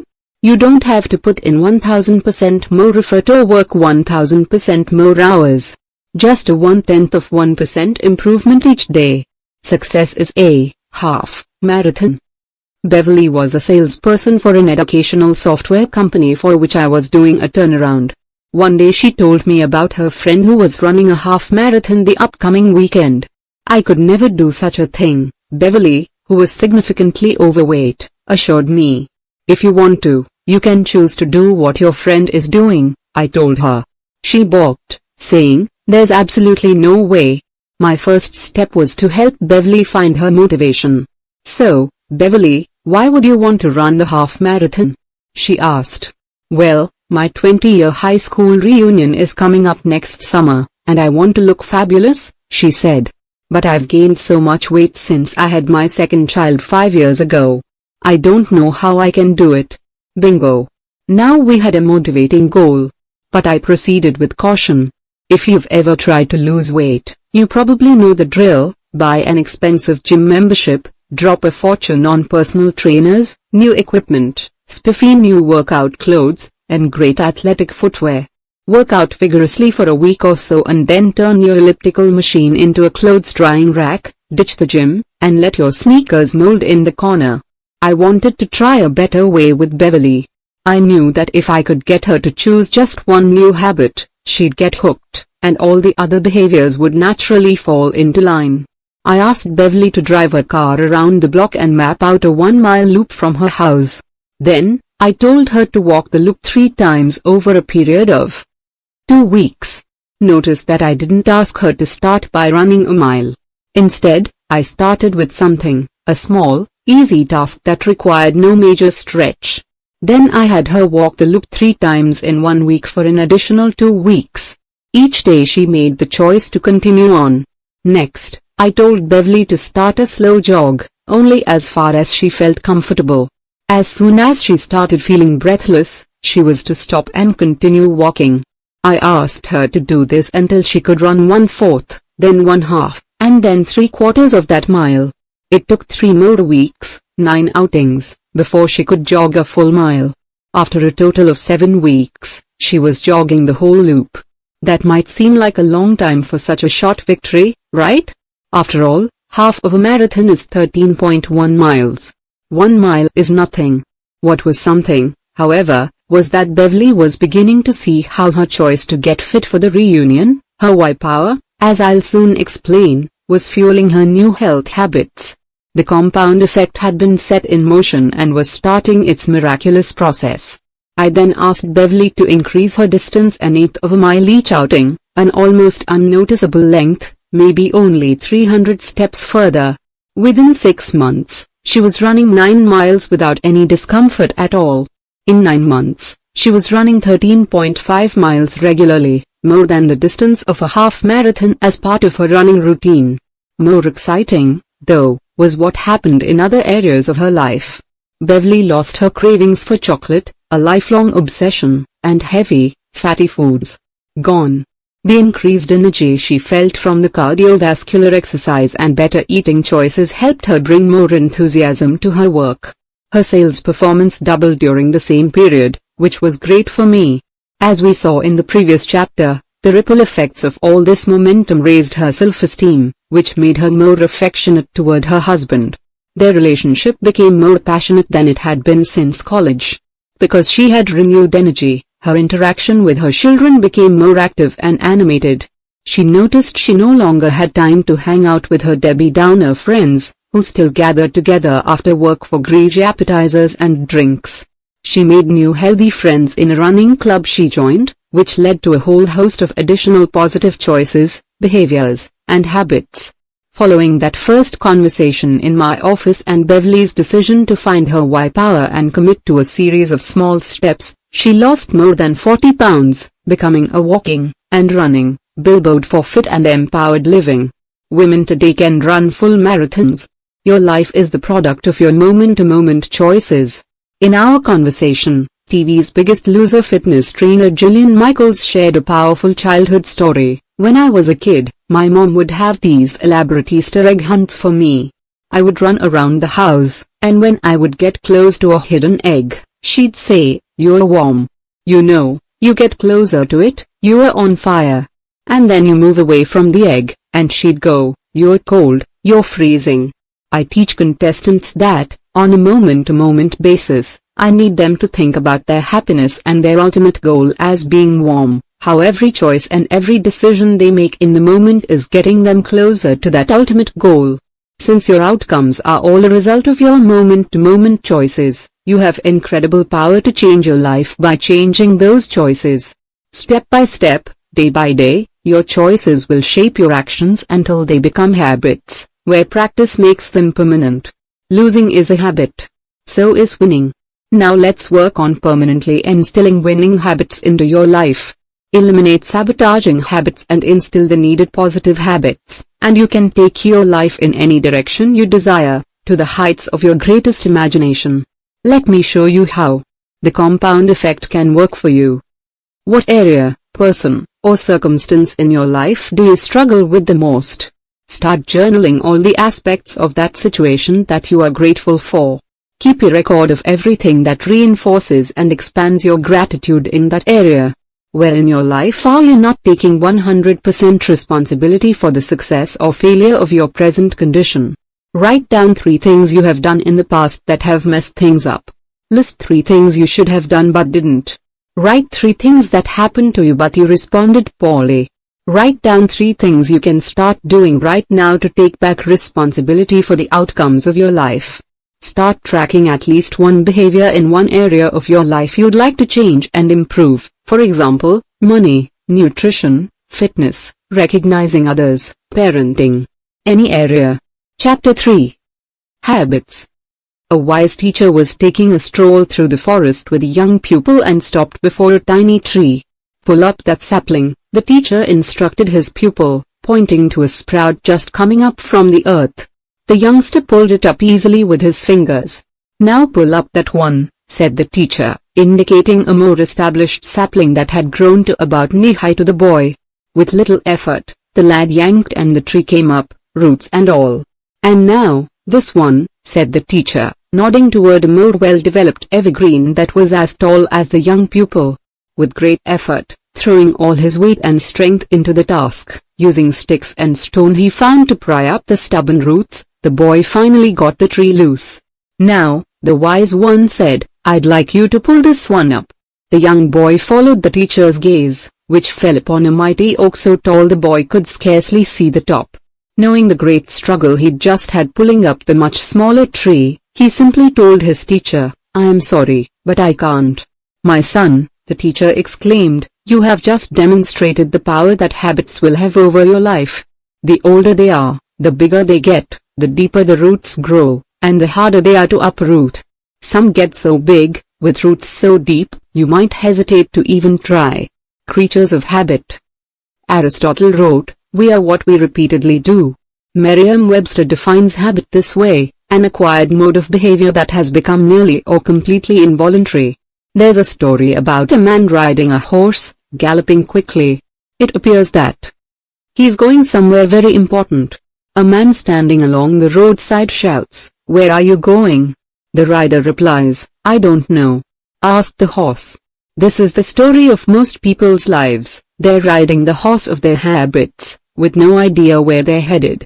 It's time to take control of the reins and move your life in the direction of where you really want to go. If you've been living on autopilot and allowing your habits to run you, I want you to understand why. And I want you to let yourself off the hook. After all, you're in good company.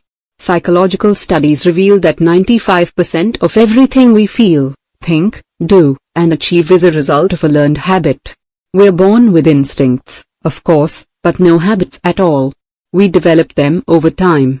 Beginning in childhood, we learned a series of conditioned responses that led us to react automatically, as in, without thinking, to most situations. In your day-to-day life, living automatically has its definite positives.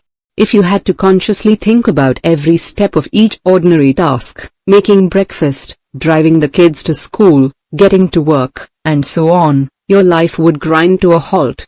You probably brush your teeth twice a day on autopilot.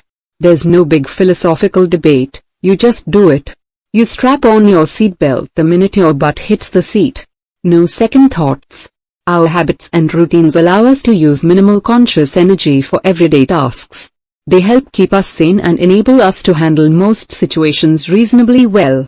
And because we don't have to think about the mundane, we can focus our mental energy on more creative and enriching thoughts.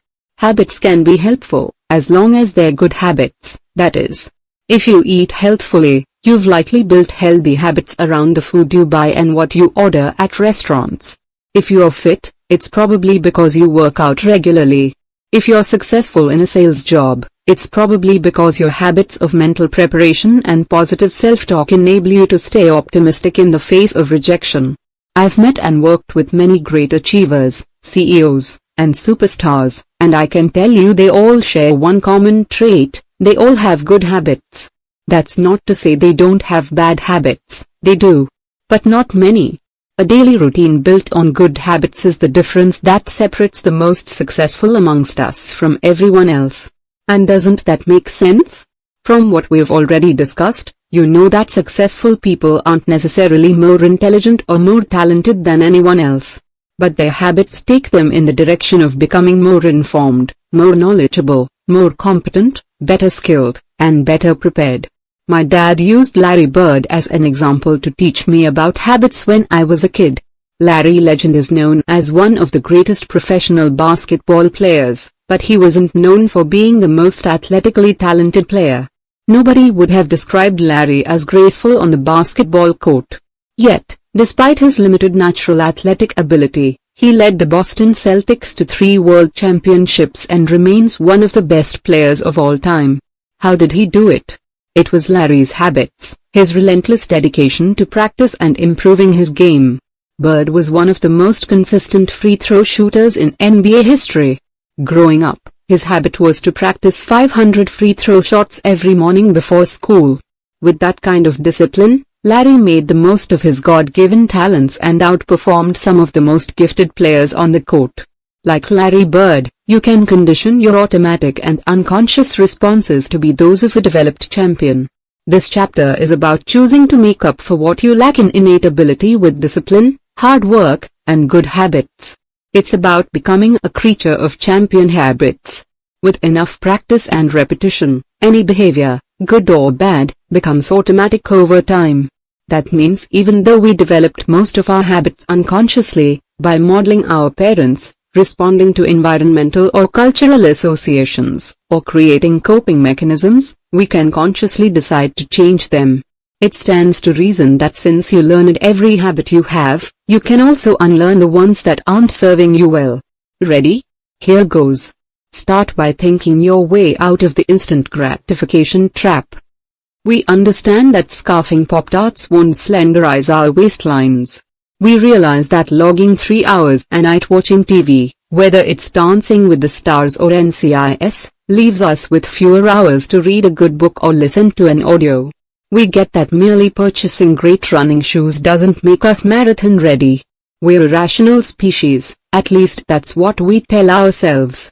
So why are we so irrationally enslaved by so many bad habits? Because our need for immediate gratification can turn us into the most reactive, non-thinking animals around. If you took a bite of a Big Mac and immediately fell to the ground clutching your chest from a heart attack, you might not go back for that second bite.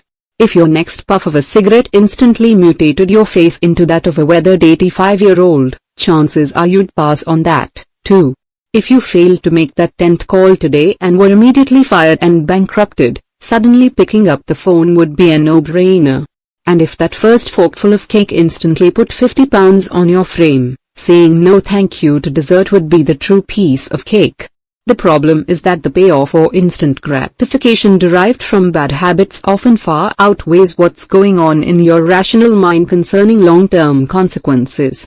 Indulging in our bad habits doesn't seem to have any negative effects at all in the moment.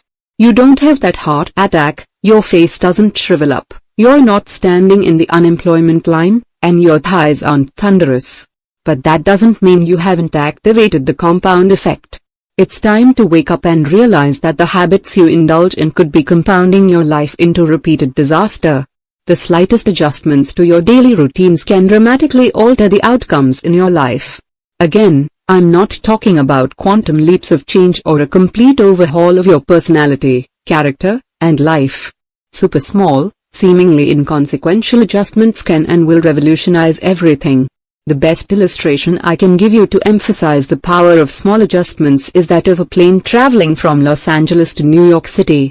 If the nose of the plane is pointed only 1% off course, an almost invisible adjustment when the plane's sitting on the tarmac in Los Angeles, it will ultimately end up about 150 miles off course, arriving either upstate in Albany or in Dover, Delaware.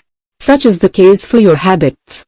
A single poor habit, which doesn't look like much in the moment, can ultimately lead you miles off course from the direction of your goals and the life you desire.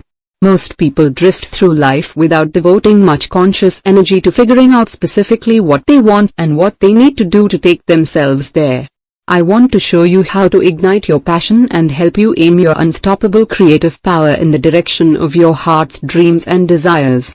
Uprooting bad habits that have grown into mighty oaks is going to be arduous and difficult. To see the process through will require something greater than even the most relentless determination. Willpower alone won't cut it. The power of small adjustments. A 1% change in course results in being 150 miles off course. Finding your mojo, your why power.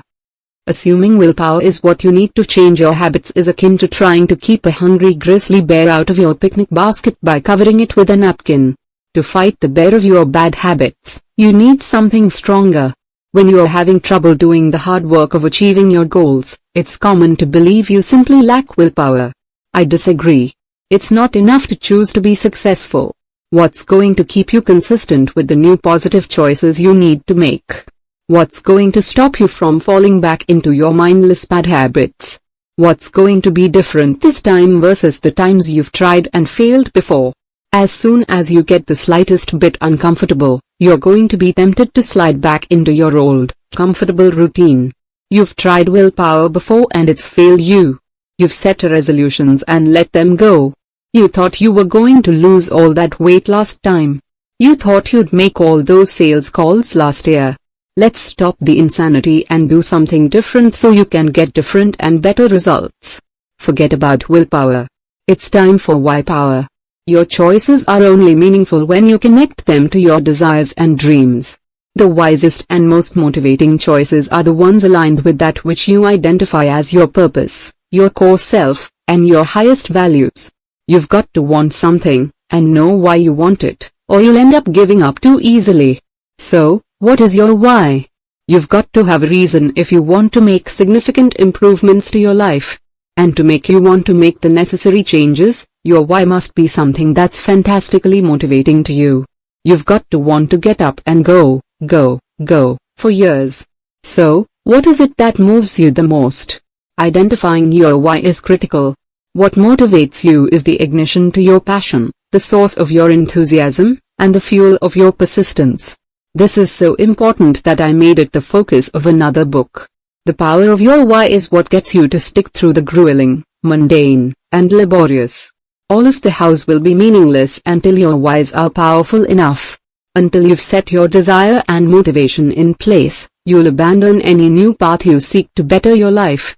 If your why power, your desire, isn't great enough, if the fortitude of your commitment isn't powerful enough, you'll end up like every other person who makes a New Year's resolution and gives up too quickly and reverts to sleepwalking through poor choices.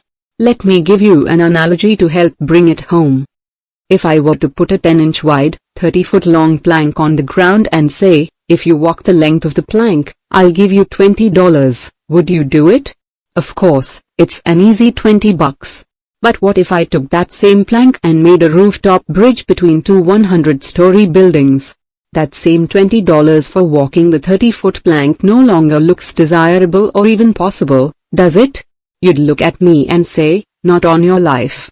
However, if your child was on the opposite building, and that building was on fire, would you walk the length of the plank to save him? Without question and immediately, you'd do it, $20 or not. Is your why power great enough? Why was it that the first time I asked you to cross that sky-high plank, you said no way, yet the second time you wouldn't hesitate? The risks and dangers are the same. What changed? Your why, your reason for wanting to do it. You see, when the reason is big enough, you will be willing to perform almost anyhow. To truly ignite your creative potential and inner drive, you have to look beyond the motivation of monetary and material goals. It's not that those motivations are bad, in fact, they're great. I'm a connoisseur of nice things. But material stuff can't really recruit your heart, soul, and guts into the fight. That passion has to come from a deeper place. And even if you acquire the shiny objects, you won't capture the real prize, happiness and fulfillment. In my interview with peak performance expert Anthony Robbins, January 2009 wasn't included in this version, but the rest was left intact as it's not a visual-only reference and seems to fit within the narrative. He said, "I have seen business moguls achieve their ultimate goals, but still live in frustration, worry, and fear. What's preventing these successful people from being happy? The answer is they have focused only on achievement, not fulfillment. Extraordinary accomplishment does not guarantee extraordinary joy, happiness, love, and a sense of meaning. These two skills feed off each other, and makes me believe that success without fulfillment is."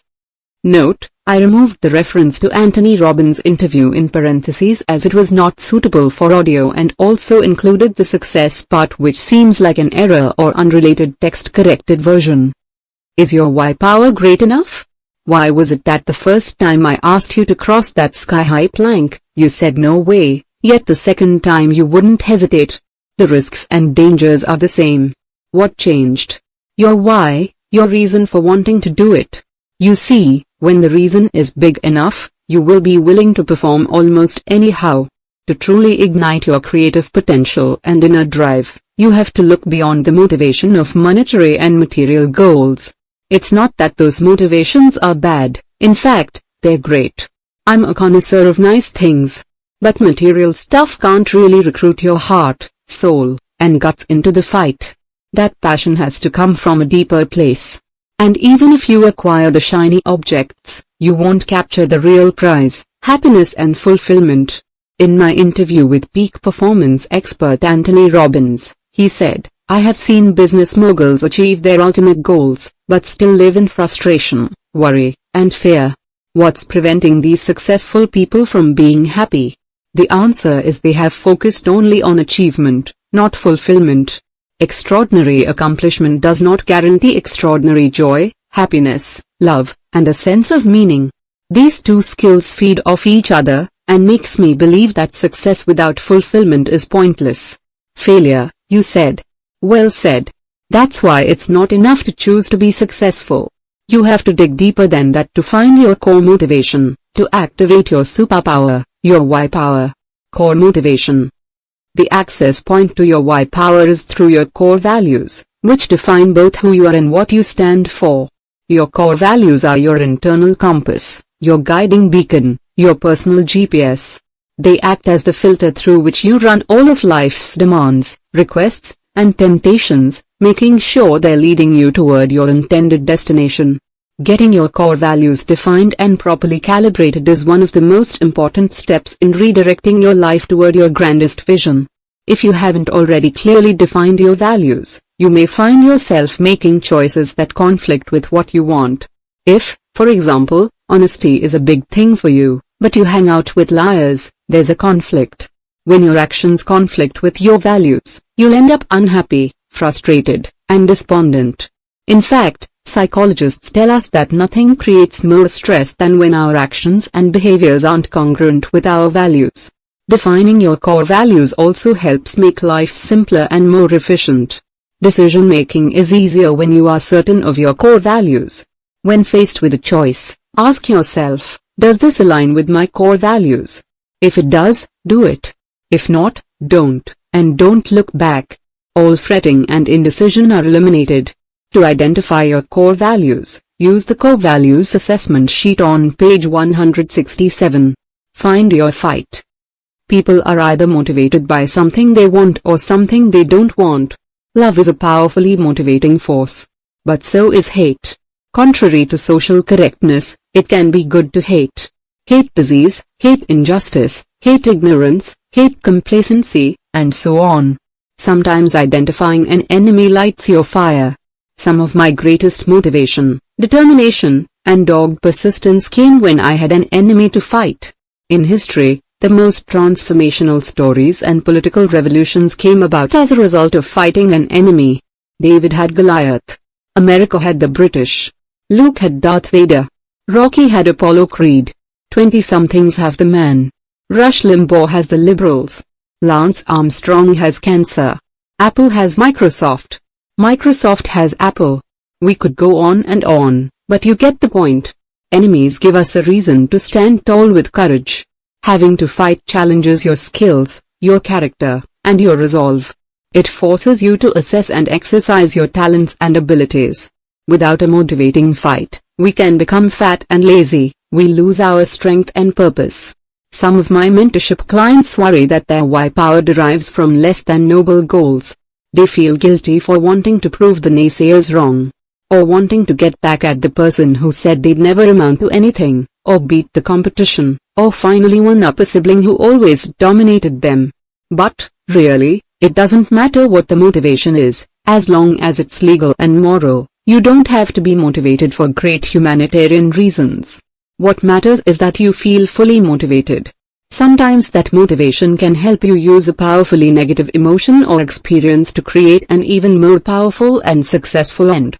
This is certainly true of one of history's most celebrated football coaches, Pete Carroll. When we featured Carroll in Success magazine in September 2008, he explained his early motivation like this: "When I grew up, I was a little dink. I couldn't do much because I was just too small. It took me a couple years to get in a place where I could be competitive. All that time, I was living with the fact that I was much better and I needed to fight to prove it. I was frustrated because I knew I could be special." Carroll's need to fight ultimately brought out his greatness. Our March 2010 issue of Success magazine featured an interview with acclaimed actor Anthony Hopkins. I was surprised to learn that his extraordinary talent and determination blossomed from anger. Hopkins admitted to being a horrible student, burdened with dyslexia and attention deficit hyperactivity disorder before such diagnoses existed. He was shackled with the label problem child. "I was a source of worry for my parents," Hopkins revealed. "I had no apparent future because schooling and education were important, but I didn't seem to have the ability to grasp what was being taught to me. My cousins were all brilliant. I felt resentful and rejected by a whole society and was very depressed." Hopkins harnessed his anger. At first it propelled him to fight to achieve success outside of academics or athletics. He discovered he had a glimmer of talent in acting. So, he used his anger toward the belittling labels he'd been given to fuel his commitment to the craft of acting. Today, Hopkins is considered one of the greatest actors alive. As a result of the fame and fortune he's acquired, Hopkins has been able to help countless people in the fight to recover from substance abuse, in addition to supporting important environmental work. Though, initially, it wasn't grounded in a noble cause, his fight was clearly worthwhile. We can all make powerful choices. We can all take back control by not blaming chance, fate, or anyone else for our outcomes. It's within our ability to cause everything to change. Rather than letting past hurtful experiences sap our energy and sabotage our success, we can use them to fuel positive, constructive change. Goals. As I mentioned before, the compound effect is always working, and it will always take you somewhere. The question is, where? You can harness this relentless force and have it carry you to new heights. But you must know where you're going. You want to go.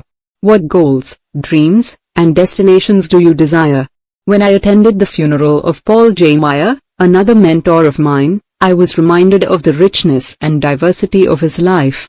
He achieved, experienced, and contributed more than dozens of people combined. His obituary made me reassess the quantity and size of the goals I set for myself. If Paul were here, he would tell us, if you are not making the progress that you would like to make and are capable of making, it is simply because your goals are not clearly defined. One of Paul's most memorable quotes reminds us of the importance of goals. Whatever you vividly imagine, ardently desire, sincerely believe, and enthusiastically act upon, must inevitably come to pass. The one skill most responsible for the abundance in my life is learning how to effectively set and achieve goals. Something almost magical happens when you organize and focus your creative power on a well-defined target. I've seen this time and again. The highest achievers in the world have all succeeded because they mapped out their visions. The person who has a clear, compelling, And white-hot burning why will always defeat even the best of the best at doing the how. To determine where you might need to add to or adjust your goals, take the life assessment on page 168, or consider revisiting this topic in another format. How goal setting actually works, the mystery secret revealed. You only see, experience, and get what you look for. If you don't know what to look for, you certainly won't get it. By our very nature, we are goal-seeking creatures. Our brain is always trying to align our outer world with what we're seeing and expecting in our inner world. So, when you instruct your brain to look for the things you want, you will begin to see them. In fact, the object of your desire has probably always existed around you, but your mind and eyes weren't open to seeing it. In reality, this is how the law of attraction really works. It's not the mysterious, esoteric voodoo it sometimes sounds like. It's far simpler and more practical than that. We are bombarded with billions of sensory, visual, auditory, physical, bites of information each day. To keep ourselves from going insane, we ignore 99.9% of them, only really seeing, hearing, or experiencing those upon which our mind focuses. This is why, when you think something, it appears that you are miraculously drawing it into your life. In reality, you're now just seeing what was already there. You are truly attracting it into your life. It wasn't there before or accessible to you until your thoughts focused and directed your mind to see it. Make sense? This isn't mysterious at all, it's, in fact, quite logical. Now, with this new perception, whatever your mind is thinking internally is what it will focus on and all of a sudden see within that 99.9% of remaining space. Here's a well-worn example, because it's so true. In shopping for or buying a new car, you suddenly start to see that model and make everywhere, right? It seems like there are tons of them on the streets all of a sudden when they weren't there yesterday. But is that realistic? Of course not. They were there all along, but you weren't paying attention to them. Thus, they didn't really exist to you until you gave them your attention. When you define your goals, you give your brain something new to look for and focus on. It's as if you're giving your mind a new set of eyes from which to see all the people, circumstances, conversations, resources, ideas, and creativity surrounding you. With this new perspective, an inner itinerary, your mind proceeds to march up on the outside what you want most on the inside, your goal. It's that simple. The difference in how you experience the world and draw ideas, people, and opportunities into your life after you have clearly defined your goals is profound. In one of my interviews with Brian Tracy, he put it this way: top people have very clear goals. They know who they are and they know what they want. They proceed to go out and get it. Write it down and they make plans for its accomplishment. Unsuccessful people carry their goals around in their head like marbles rattling around in a can, and we say a goal that is not in writing is merely a fantasy. And everybody has fantasies, but those fantasies are like bullets with no powder in the cartridge. People go through life shooting blanks without written goals, and that's the starting point. I suggest you take some time today to make a list of your most important goals. I recommend considering goals in all aspects of your life, not just for your business or finances. Be wary of the high price of putting too much focus on any single aspect of your life, to the exclusion of everything else. Go for whole life success, balance in all the aspects of life that are important to you: business, finances, health and well-being, spirituality, family and relationships, and lifestyle. The system I have used has now been made available to the public in Living Your Best Year Ever, a proven system for achieving big goals. Who you have to become. When most people set out to achieve new goals, they ask, okay, I have my goal, now what do I need to do to get it? It's not a bad question, but it's not the first question that needs to be addressed either. The question we should be asking ourselves is, who do I need to become? You probably know some people who have achieved great success in their lives, and when you observe them, you realize that they are different from everyone else. They think differently, behave differently, and live differently. Seem to do all the right things, but still don't produce the results they want. Right? Why not? One thing Jim Rohn taught me is, if you want to have more, you have to become more. Success is not something you pursue. What you pursue will elude you. It can be like trying to chase butterflies. Success is something you attract by the person you become. When I understood that philosophy, wow! It revolutionized my life and personal growth. When I was single and ready to find my mate and get married, I made a long list of traits I desired in the perfect woman, for me. I filled more than 40 pages of a journal, front and back, describing her in great detail, her personality, character, key attributes, attitudes, and philosophies about life, even what kind of family she'd come from, including her culture and physical makeup, down to the texture of her hair. I wrote in depth what our life would be like and what we'd do together. If I had then asked, what do I have to do to find and get this girl? I might still be on that butterfly chase. Instead, I looked back at the list and considered whether or not I embodied those same attributes myself. Did I have the very qualities I was expecting in her? I asked myself, what kind of a man would a woman like this be looking for? Who do I need to become to be attractive to a woman of this substance? I filled 40 more pages describing all the attributes, qualities, behaviors, attitudes, and characteristics I needed to become myself. Then I went to work on becoming and achieving those qualities. Guess what? It worked. As if she were peeled off the pages of my journal and appeared in front of me, my wife, Georgia, is exactly what I described and asked for, in almost eerie detail. The key was my getting clear on who I'd have to be to attract and keep a woman of her quality, and then doing the work to achieve that. To identify bad habits and needed new habits essential to becoming and achieving what you want, complete the habit assessment sheet on page 169, or download at thecompoundeffect.com/free. Behave yourself.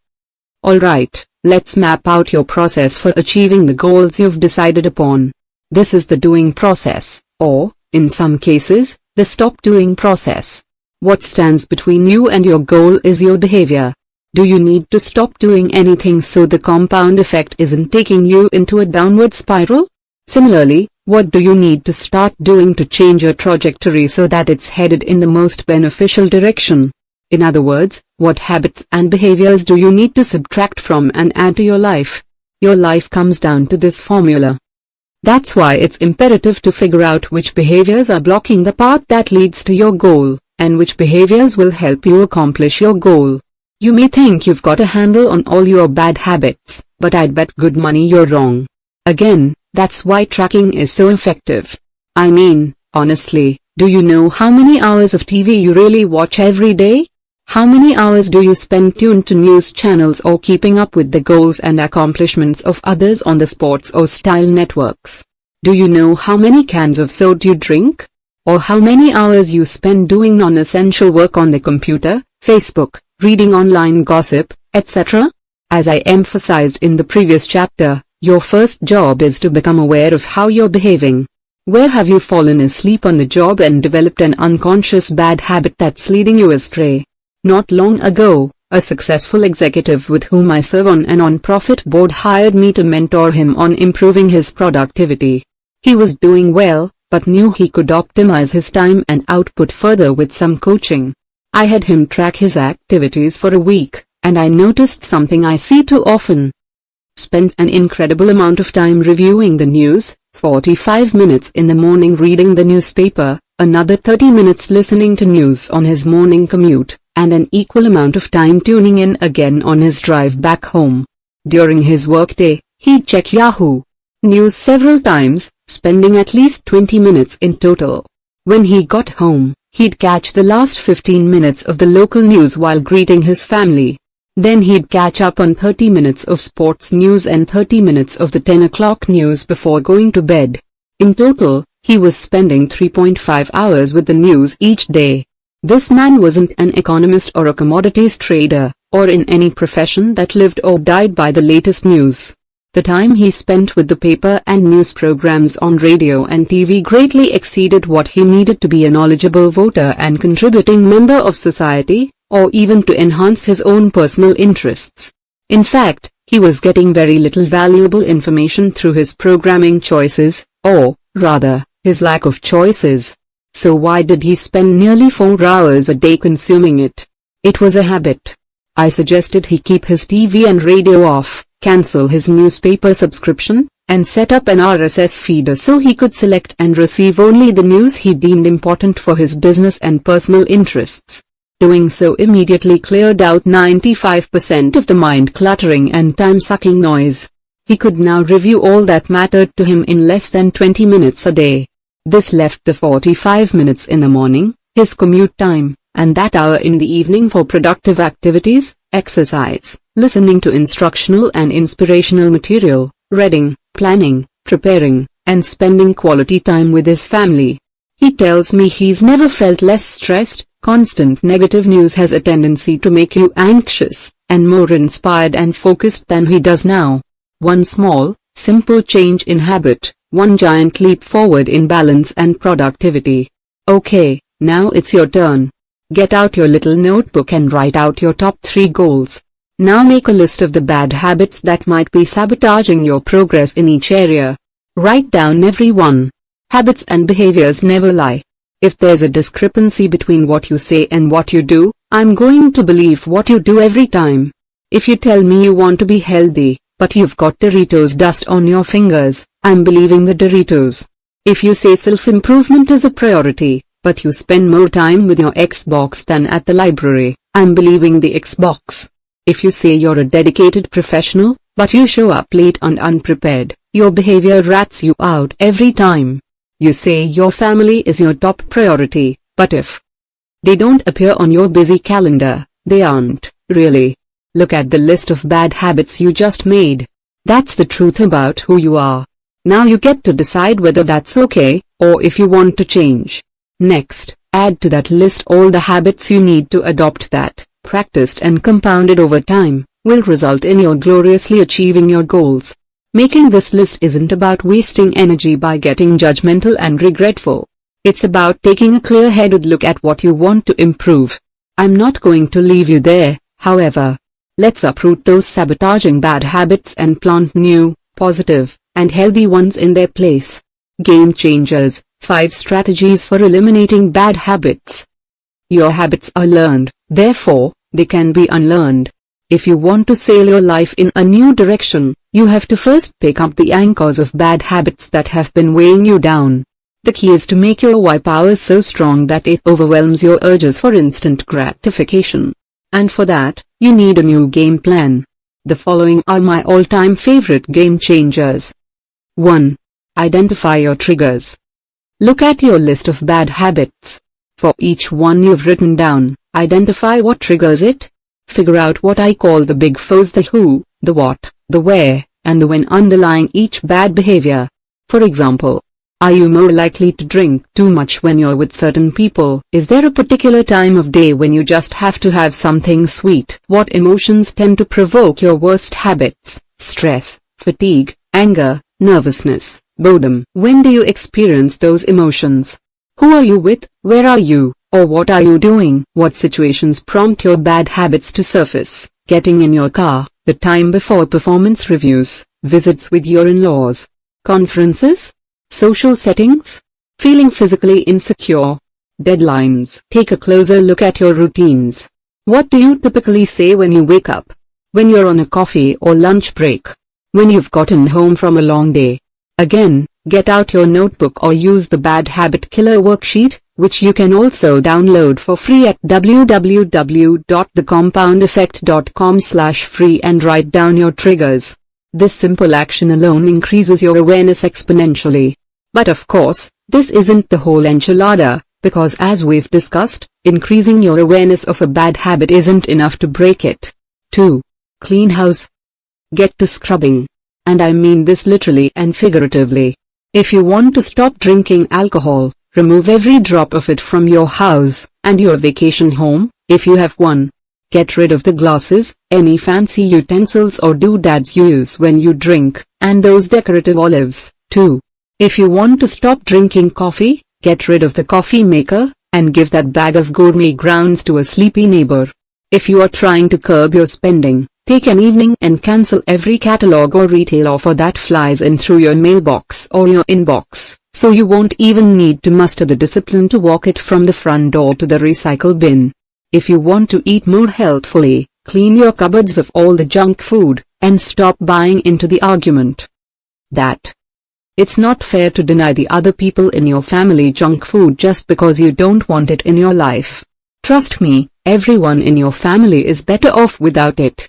Don't bring it into the house, period. Get rid of whatever enables your bad habits. 3. Swap it. Look again at your list of bad habits. How can you alter them so that they're not as harmful? Can you replace them with healthier habits or drop-kick them altogether? As in, for good. Anyone who knows me knows that I love something sweet after a meal.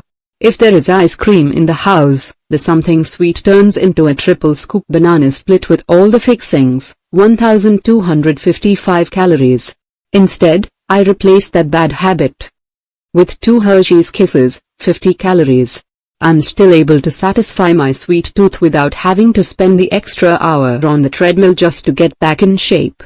My sister-in-law started a habit of eating crunchy and salty junk food when she watched TV. She'd crunch through a whole bag of tortilla chips with little actual awareness. Then she realized that what she really enjoyed was the crunchy sensation in her mouth. She decided to replace her bad habit with crunching on carrot and celery sticks, and raw broccoli spears. She got the same joyful sensation, and her FDA-recommended vegetable servings at the same time. A guy who used to work for me had a habit of drinking 8 to 10 Diet Cokes a day. That's a bad habit. I suggested he replace them with low-sodium, carbonated water, adding fresh lemon, lime, or oranges. He did this for about a month before realizing he didn't need the carbonation at all, and switched to just plain water. Play with this, and see what behaviors you can replace, delete, or swap out. Ease in. I live near the Pacific Ocean. Whenever I get in the water, I get my ankles acclimated first, then walk in up to my knees, then it's my waist and chest, before taking the plunge. Some people just run and dive in and get it over with, good for them. Not me. I like to ease my way in, probably residual trauma from my childhood, as you'll see in the next strategy. For some of your long-standing and deep-rooted habits, it may be more effective to take small steps to ease into unwinding them. You may have spent decades repeating, cementing, and fortifying those habits, so it can be wise to give yourself some time to unravel them, one step at a time. A few years ago my wife's doctor required she cut out caffeine from her diet for several months. We both love our coffee, so if she was going to have to suffer, I decided it was only fair that we do it together. We first went to 50-50, 50% decaffeinated and 50% regular for a week. Then 100% decaf for another week. Then Earl Grey decaf tea for a week, followed by decaf green tea. It took us a month to get there, but we didn't suffer even a moment of caffeine withdrawal, no headaches, no sleepiness, no brain fog, no nothing. However, if we had gone cold turkey, well, I shiver at the thought. 5. Or jump in. Not everyone is wired the same way. Some researchers have found that it can be paradoxically easier for people to make lifestyle changes if they change a great many bad habits at once. For example, pioneering cardiologist Dr. Dean Ornish found he could reverse people's advanced heart disease, without medication or surgery, with dramatic lifestyle changes. He discovered they often found it easier to say goodbye to almost all their bad habits at once. He enrolled them in a training session where he substituted a very low-fat diet for their fat and cholesterol-rich fare. The program included exercise, getting them off their couches and walking or jogging, as well as stress reduction techniques, and other heart-healthy habits. Amazingly, in less than a month, these patients learned to let go of a lifetime of bad habits and embrace new ones, and they went on to experience dramatic health benefits after a year as a result. Personally, I find this to be the exception, not the rule, but you'll have to figure out the strategy that works best for you. When I was a kid, my family camped at a little-known spot called Lake Rollins. The lake, situated not far from the Sierras in Northern California, is fed from glaciers that melt from atop the mountains of Lake Tahoe. The water's ridiculously cold. Every day we were there, my dad insisted that I water ski in the polar pond. All day I would be quietly anxious about the dreaded call to go in. I loved to water ski, I just hated getting in. A slight conflict of interest, because of course, There was no separating one from the other. Dad made sure that I never missed my turn, sometimes by actually physically throwing me in. After a dozen or so excruciating seconds of near hypothermia, I always found the water refreshing and rejuvenating. My anticipation of getting in the water was actually worse than the reality of just jumping in. Once my body acclimated, water skiing was a blast. And yet, I went through this cycle of dread and relief each and every time.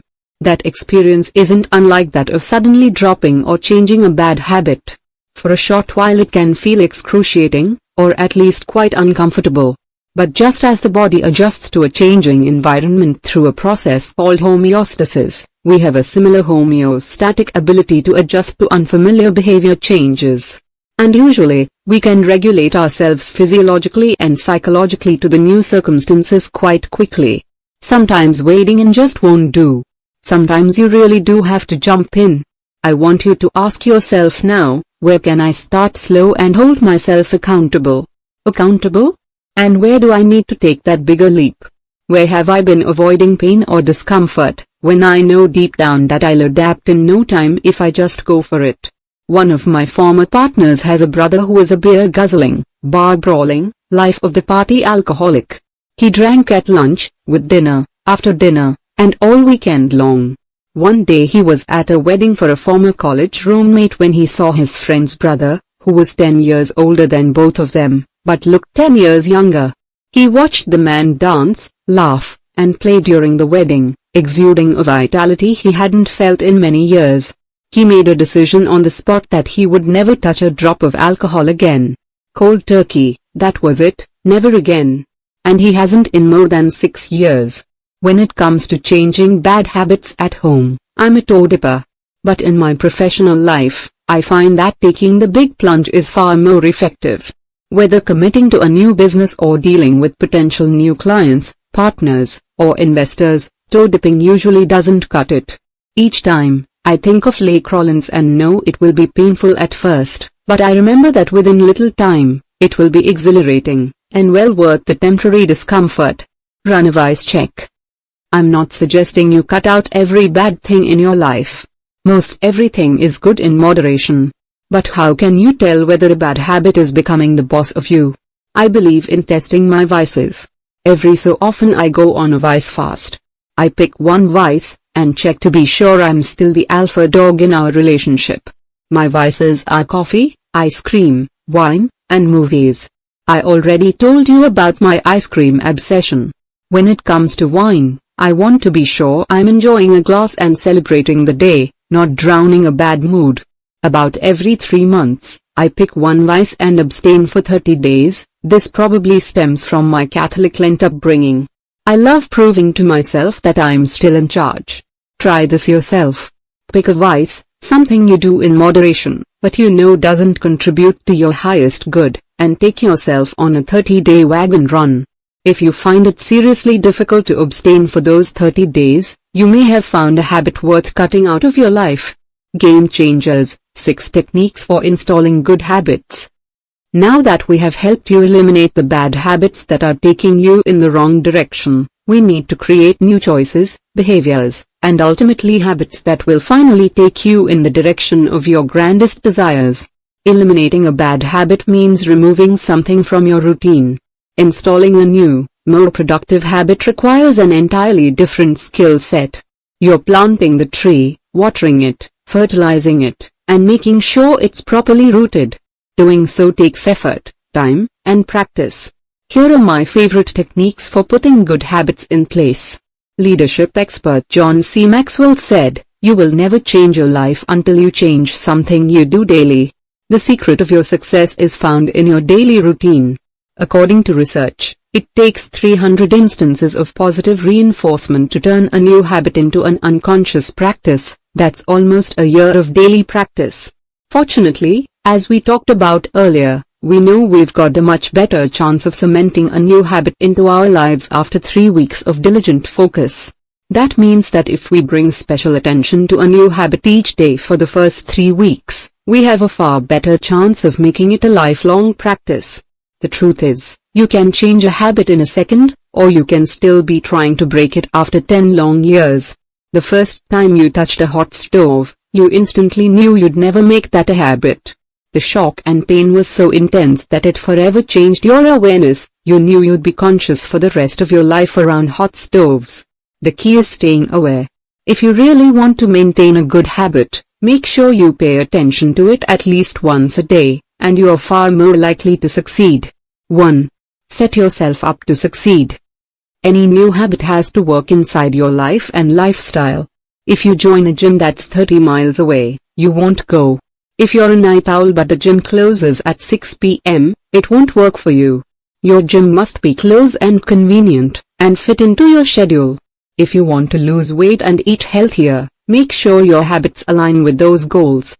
Note, I corrected minor grammar and spelling errors throughout the text, removed URLs or website links, none were present, and ensured that the line breaks are natural and flow well for an audiobook narration. The fridge and pantry are stocked with healthy options. Want to make sure you don't binge on vending machine snacks when you get midday hunger pangs? Keep nuts and healthy snacks in your desk drawer. The easiest thing to grab when you're hungry is empty carbs. One strategy I use is to have protein on hand. I cook up a bunch of chicken on Sunday, and package it and have it ready for the week. One of my most distracting and destructive habits is my email addiction. Seriously, this is no laughing matter.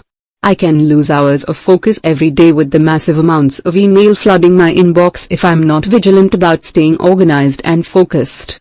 To set up the discipline of my new habit of only checking email 3 times a day, I turned off all alarms, all automatic receive functions, and shut the program down when I'm not in one of those 3 windows of allocated time. I have to build the walls around that time vortex, lest I keep falling into it. When I interviewed Montel Williams for Success, he told me about the strict diet he maintains because of the disease that afflicts him, multiple sclerosis.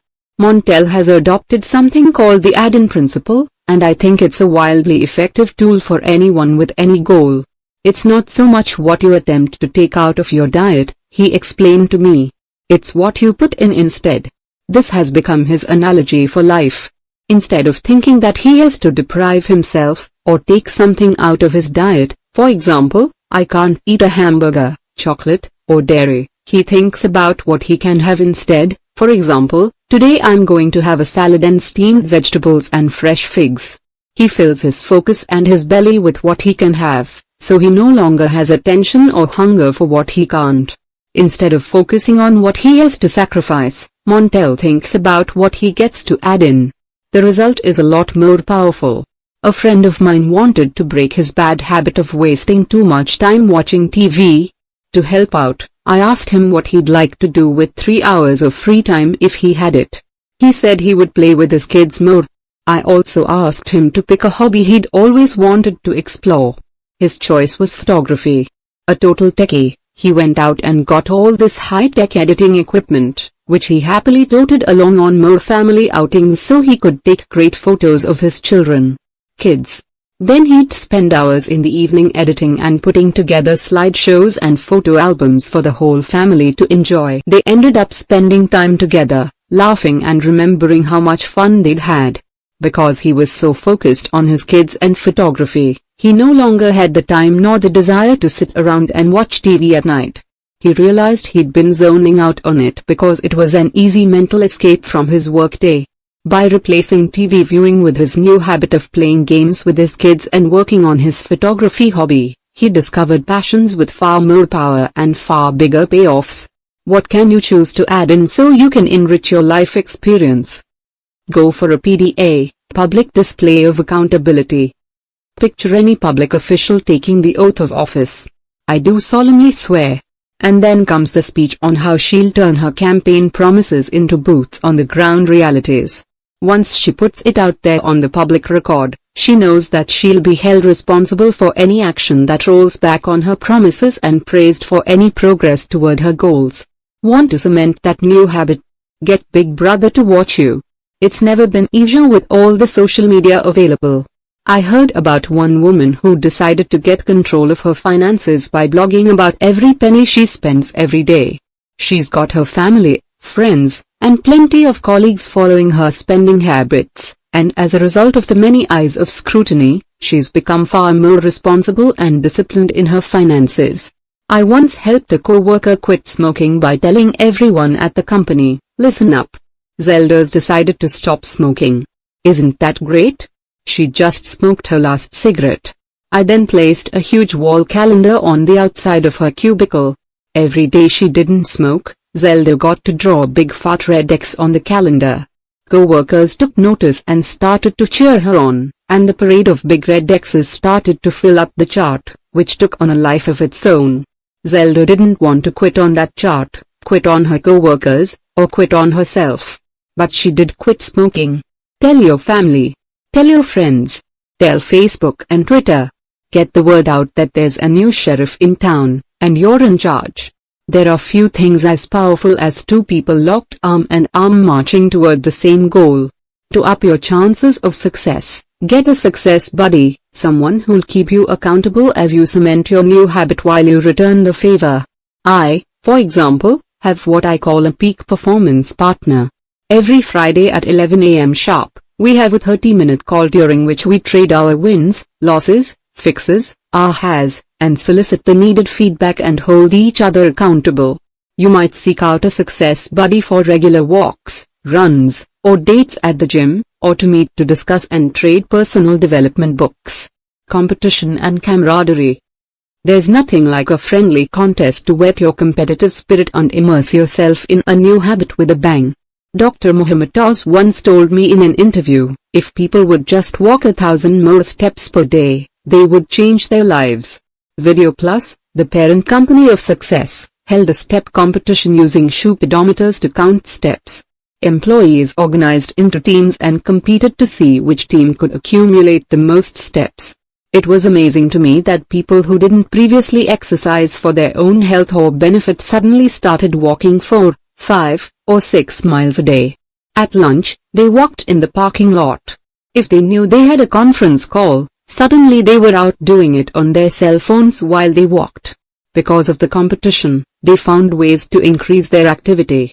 Everyone's steps were tracked, and the whole office could see who was slacking off and who was stepping up. People's step tallies increased every day. Yet as soon as the competition was over, I was fascinated to observe that the step count completely dropped off the cliff, by more than 60% just 1 month after the competition. When the competition was reorganized again, the step count shot right back up. All it took was a little competition to keep people's engines revved, and they got a wonderful sense of community and shared experience and camaraderie in the bargain. What kind of friendly competition can you organize with your friends, colleagues, or teammates? How can you inject fun rivalry and a competitive spirit into your new habit? Here is the edited text. Celebrate. All work and no play makes Jack a dull boy, and it's a recipe for backsliding. There should be a time to celebrate, to enjoy some of the fruits of your victories along the way. You can't go through this thing sacrificing yourself with no benefit. You've got to find little rewards to give yourself every month, every week, every day, even something small to acknowledge that you've held yourself to a new behavior. Maybe take time to yourself to take a walk, relax in the bath, or read something just for fun. For bigger milestones, book a massage or have dinner at your favorite restaurant. And promise yourself a nice big pot of gold when you reach the end of the rainbow. Change is hard, yippee. There is one thing that 99% of failures and successful folks have in common: they all hate doing the same things. The difference is successful people do them anyway. Change is hard. That's why people don't transform their bad habits, and why so many people end up unhappy and unhealthy. What excites me about this reality, however, is that if change were easy, and everyone were doing it, it would be much more difficult for you and me to stand out and become an extraordinary success. Ordinary is easy. Extraordinary is what will separate you from the crowd. Personally, I'm always happy when something is hard. Why? Because I know most people won't do what it takes. Therefore, it will be easier for me to step in front of the pack and take the lead. I love what Dr. Martin Luther King Jr. said so eloquently: the ultimate measure of a man is not where he stands in moments of comfort and convenience, but where he stands at times of challenge. When you press on despite difficulty, tedium, and hardship, that's when you earn your improvement and gain strides on the competition. If it's hard, awkward, or tedious, so be it. Just do it. And keep doing it, and the magic of the compound effect will reward you handsomely. Be patient. When it comes to breaking old bad habits and starting new ones, remember to be patient with yourself. If you've spent 20, 30, or 40 years or more repeating the behaviors you're now trying to change, you've got to expect it's going to take time and effort before you see lasting results. Science shows that patterns of thoughts and actions repeated many times create what's called a neurosignature or a brain groove, or a series of interconnected neurons that carry the thought patterns of a particular habit.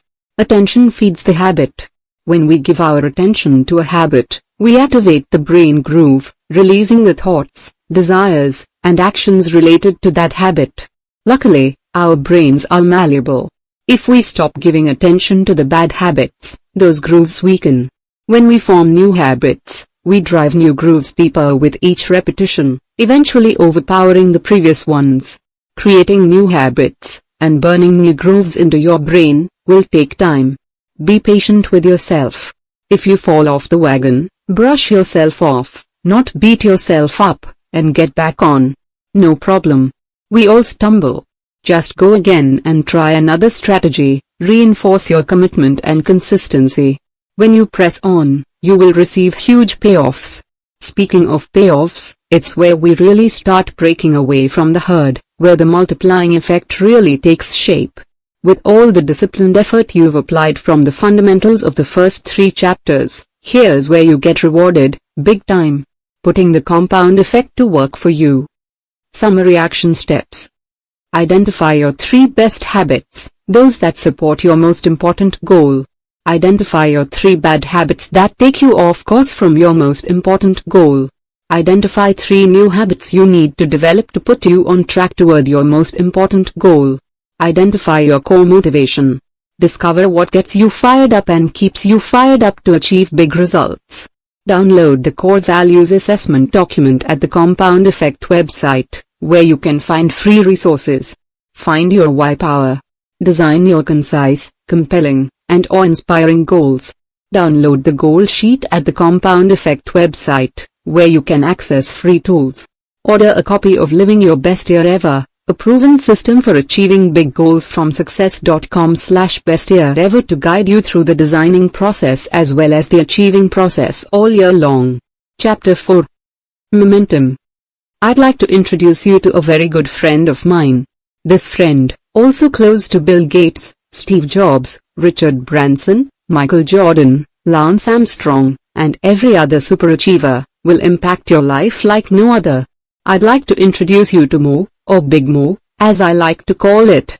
Big Mo is, without doubt, one of the most powerful and enigmatic forces of success. You can't see or feel Mo, but you know when you've got it. You can't count on Mo showing up to every occasion, but when it does, wow! Big Mo can catapult you into the stratosphere of success. And once you've got Mo on your side, there's almost no way anyone can catch you. I'm excited about this chapter.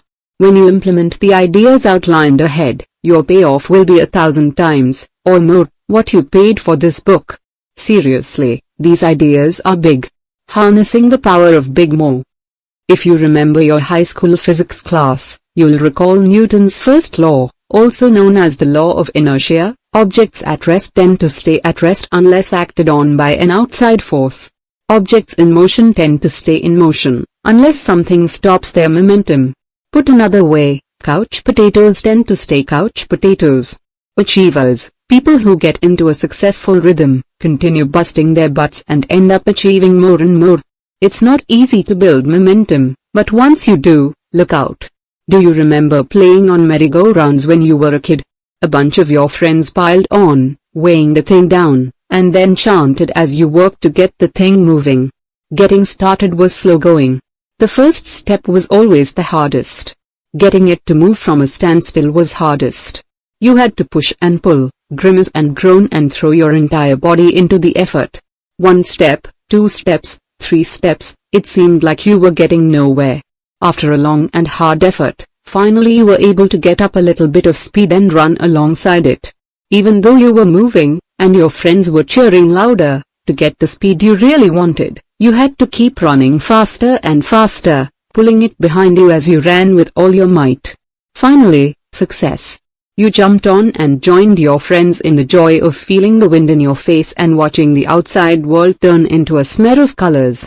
After a while, when the merry-go-round started to slow down, you'd hop off and run alongside for a minute to get the speed back up, or you could simply give it a couple good pushes and then hop back on.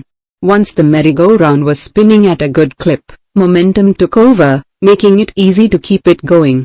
Adopting any change is the same way. You get started by taking one small step, one action at a time. Progress is slow, but once a newly formed habit has kicked in, big mood joins the party. Your success and results compound rapidly. It takes time and energy to get big mo, but with it, success and results compound rapidly. The same thing happens when a rocket ship launches. The space shuttle uses. Here is the edited text. More fuel during the first few minutes of its flight than it does for the rest of the entire trip. Why? Because it has to break free from the pull of gravity. Once it does, it can glide in orbit. The hard part? Getting off the ground. Your old ways and your old conditioning are just like the inertia of the merry-go-round or the pull of gravity. Everything just wants to stay at rest. You'll need a lot of energy to break your inertia and get your new enterprise underway. But once you get momentum, you will be hard to stop, virtually unbeatable, even though you're now putting out considerably less effort while receiving greater results. Ever wonder why successful people tend to get more successful? The rich get richer. The happy get happier. The lucky get luckier. They've got big mo. When it rains, it pours. But momentum works on both sides of the equation. It can work for you or against you. Since the compound effect is always working, negative habits, when left unchecked, can build up steam and send you into a tailspin of unlucky circumstances and consequences. That's what our friend Brad from Chapter 1 experienced. He gained 33 pounds with a few small bad habits, and experienced major job and marriage stress because of the negative momentum those habits generated. The law of inertia says objects at rest tend to stay at rest. That's the compound effect working against you. The more time you spend sitting on that couch watching TV, the harder it will be for you to get up and get moving. So let's start right now. How do you get Big Mo to pay you a visit? You build up to it. You get into the groove, the zone, by doing the things we've covered so far. 1. Making new choices based on your goals and core values. 2. Putting those choices to work through new positive behaviors. 3. Repeating those healthy actions long enough to establish new habits. 4. Building routines and rhythms into your daily disciplines. 5. Staying consistent over a long enough period of time. Then, bang! Big Mo kicks in your door. That's a good thing. And you're virtually unstoppable. Think about swimmer Michael Phelps, who won a legendary 8 gold medals at the 2008 Summer Olympics in Beijing. How did he do it? Working with his coach, Bob Bowman, Phelps honed his talents over the course of 12 years. Together, they built routines and rhythms, and developed a consistency of performance that prepared Phelps to catch momentum just at the right time, the Olympic Games. Phelps and Bowman's symbiotic relationship is legendary for its scope and ambition, and its utter predictability. Consistency was key when it came to practice. One of Phelps' most vivid memories is when Bowman allowed him to finish a training session 15 minutes early so he could get ready for a middle school dance. That's one time in 12 years. No wonder Phelps was so unbeatable in the pool. Chances are you have an iPod. Ever think about the evolution that made it possible for that little device to wind up in your pocket? Apple was around a long time before they launched the iPod. While Mac computers have always had an intensely loyal following, they still comprise a small fraction of the overall PC market. The iPod certainly wasn't the first MP3 player out there. Apple was actually late to the game. But they had something powerful going for them, the consistency of their efforts in maintaining customer loyalty, a steadfast commitment to high quality, innovative design, and ease of use. They made the MP3 player simple, cool, easy to use and play with, and promoted it through entertaining and inventive ad campaigns. It worked. It hit a nerve. But the iPod wasn't an overnight success. In 2001, the year Apple released the iPod, they went from 30% revenue growth the previous year to -33%. The following year, 2002, was also a negative revenue growth year at -2%. But 2003 saw a shift to a positive 18%. Growth came again in 2004, up to 33%. And in 2005, they caught more, and bang! Apple catapulted to 68% revenue growth and now holds more than 70% of the MP3 player market share. As you know, Big Mo has since helped them dominate the smartphone market, with the iPhone, and digital music distribution with iTunes. This momentum has also given them a resurgence of growth in their original market of personal computers. With Big Mo on their side, I wouldn't be surprised to see them expand into other markets. Google was a small, struggling search engine for a while. Today it, too, owns more than 60% of its market. YouTube, the video sharing space created in February 2005, officially launched in November of that year. But it wasn't until they featured the Lazy Sunday digital short that originally aired on Saturday Night Live that people started going to YouTube in huge numbers to find it. That YouTube video clip went viral. It got more than 5 million views before NBC asked to have it taken down. Then, there was no way to catch them, they had more. Today YouTube owns more than 60% of the video market. Google caught up with YouTube's two young founders and paid them $1.65 billion to buy their company. Wow! What do Michael Phelps, Apple, Google, and YouTube have in common? They were doing the same things before and after they achieved momentum. Their habits, disciplines, routines, and consistency were the keys that unlocked momentum for each. And they became unstoppable when Big Mo showed up to their party. Routine power. Some of our best intentions fail because we don't have a system of execution. When it comes down to it, your new attitudes and behaviors must be incorporated into your monthly, weekly, and daily routines to affect any real, positive change. A routine is something you do every day without fail, so that eventually, like brushing your teeth or putting on your seatbelt, you do it without conscious thought. Similar to our discussion in the habits section, if you look at anything you do that's successful, you'll see that you've probably developed a routine for it. These routines ease life's stresses by making our actions automatic and effective. To reach new goals and develop new habits, it's necessary to create new routines to support your objectives. The greater the challenge, the more rigorous our routines need to be. Ever wonder why military boot camp is so hard, where relatively minor tasks like making the bed, shining your shoes, or standing at attention become over-the-top important? Building routines to prep soldiers for combat is the most effective way to elicit efficient, productive, and reliable performance under intense pressure. The seemingly simplistic routines built and developed during basic training are so exact that soft, fearful, slovenly teenagers are transformed into lean, confident, mission-driven soldiers in only 8 to 12 weeks. Their routines are so well rehearsed that these young soldiers can instinctively act with precision in the middle of the chaos of combat. That intense level of training and practice prepares soldiers to carry out their duties, even under the threat of imminent death. Now, your days might not be as dangerous, but without the proper routines built into your schedule, the results of your life can be unruly and unnecessarily hard. Developing a routine of predictable, daily disciplines prepares you to be victorious on the battlefield of life. Golfer Jack Nicklaus was famous for his pre-shot routine. He was religious about the dance he would do before every shot, a series of routine mental and physical actions that helped him prepare for each swing. Here is the edited text. Physical steps that got him fully focused and ready for the shot. Jack would start out behind the ball, and then pick out 1 or 2 intermediate spots between the ball and the target. As he walked around and approached the ball, the first thing he would do is line up his club face to his intermediate target. He wouldn't put his feet into position until he felt he had his club face properly squared up. Then he would take his stance. From there, he would waggle the club and look out to his target, then back to his intermediate target and back to the golf club, with a repeat of the view. Then, and only then would he strike the ball.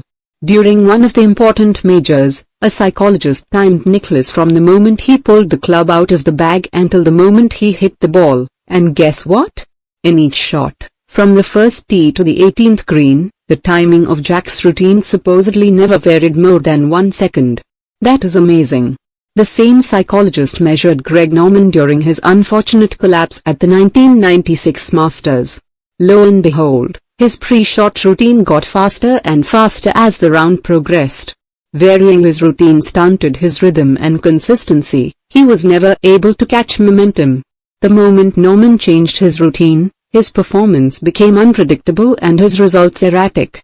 Football kickers likewise cherish their pre-kick routines, which allow them to get into sync with the thousands of times they have done the same action.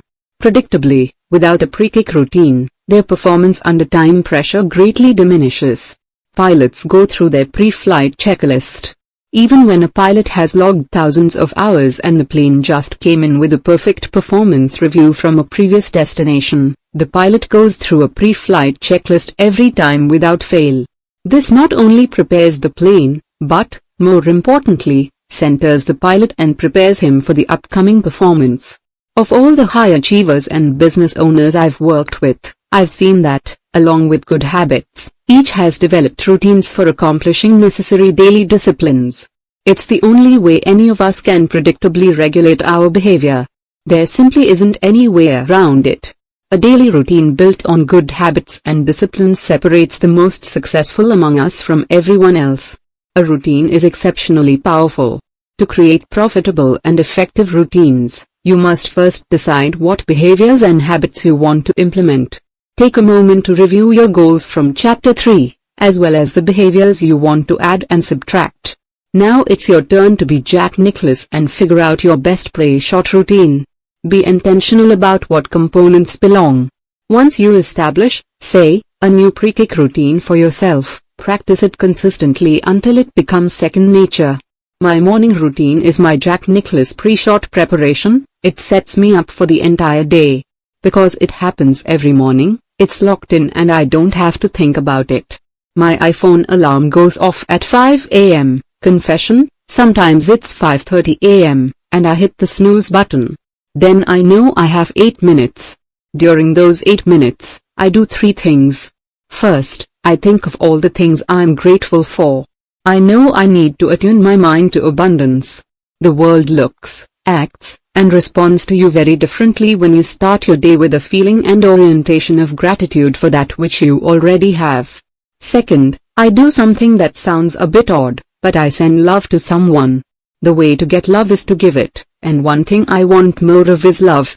I give love by thinking of one person, anyone, it could be a friend, relative, co-worker, or someone I just met in the supermarket, it doesn't matter, and then I send them love by imagining all that good stuff flowing towards them. Bookend your days. The key to becoming world-class in your endeavors is to build your performance around world-class routines.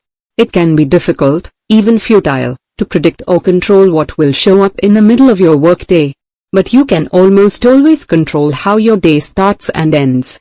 I have routines for both.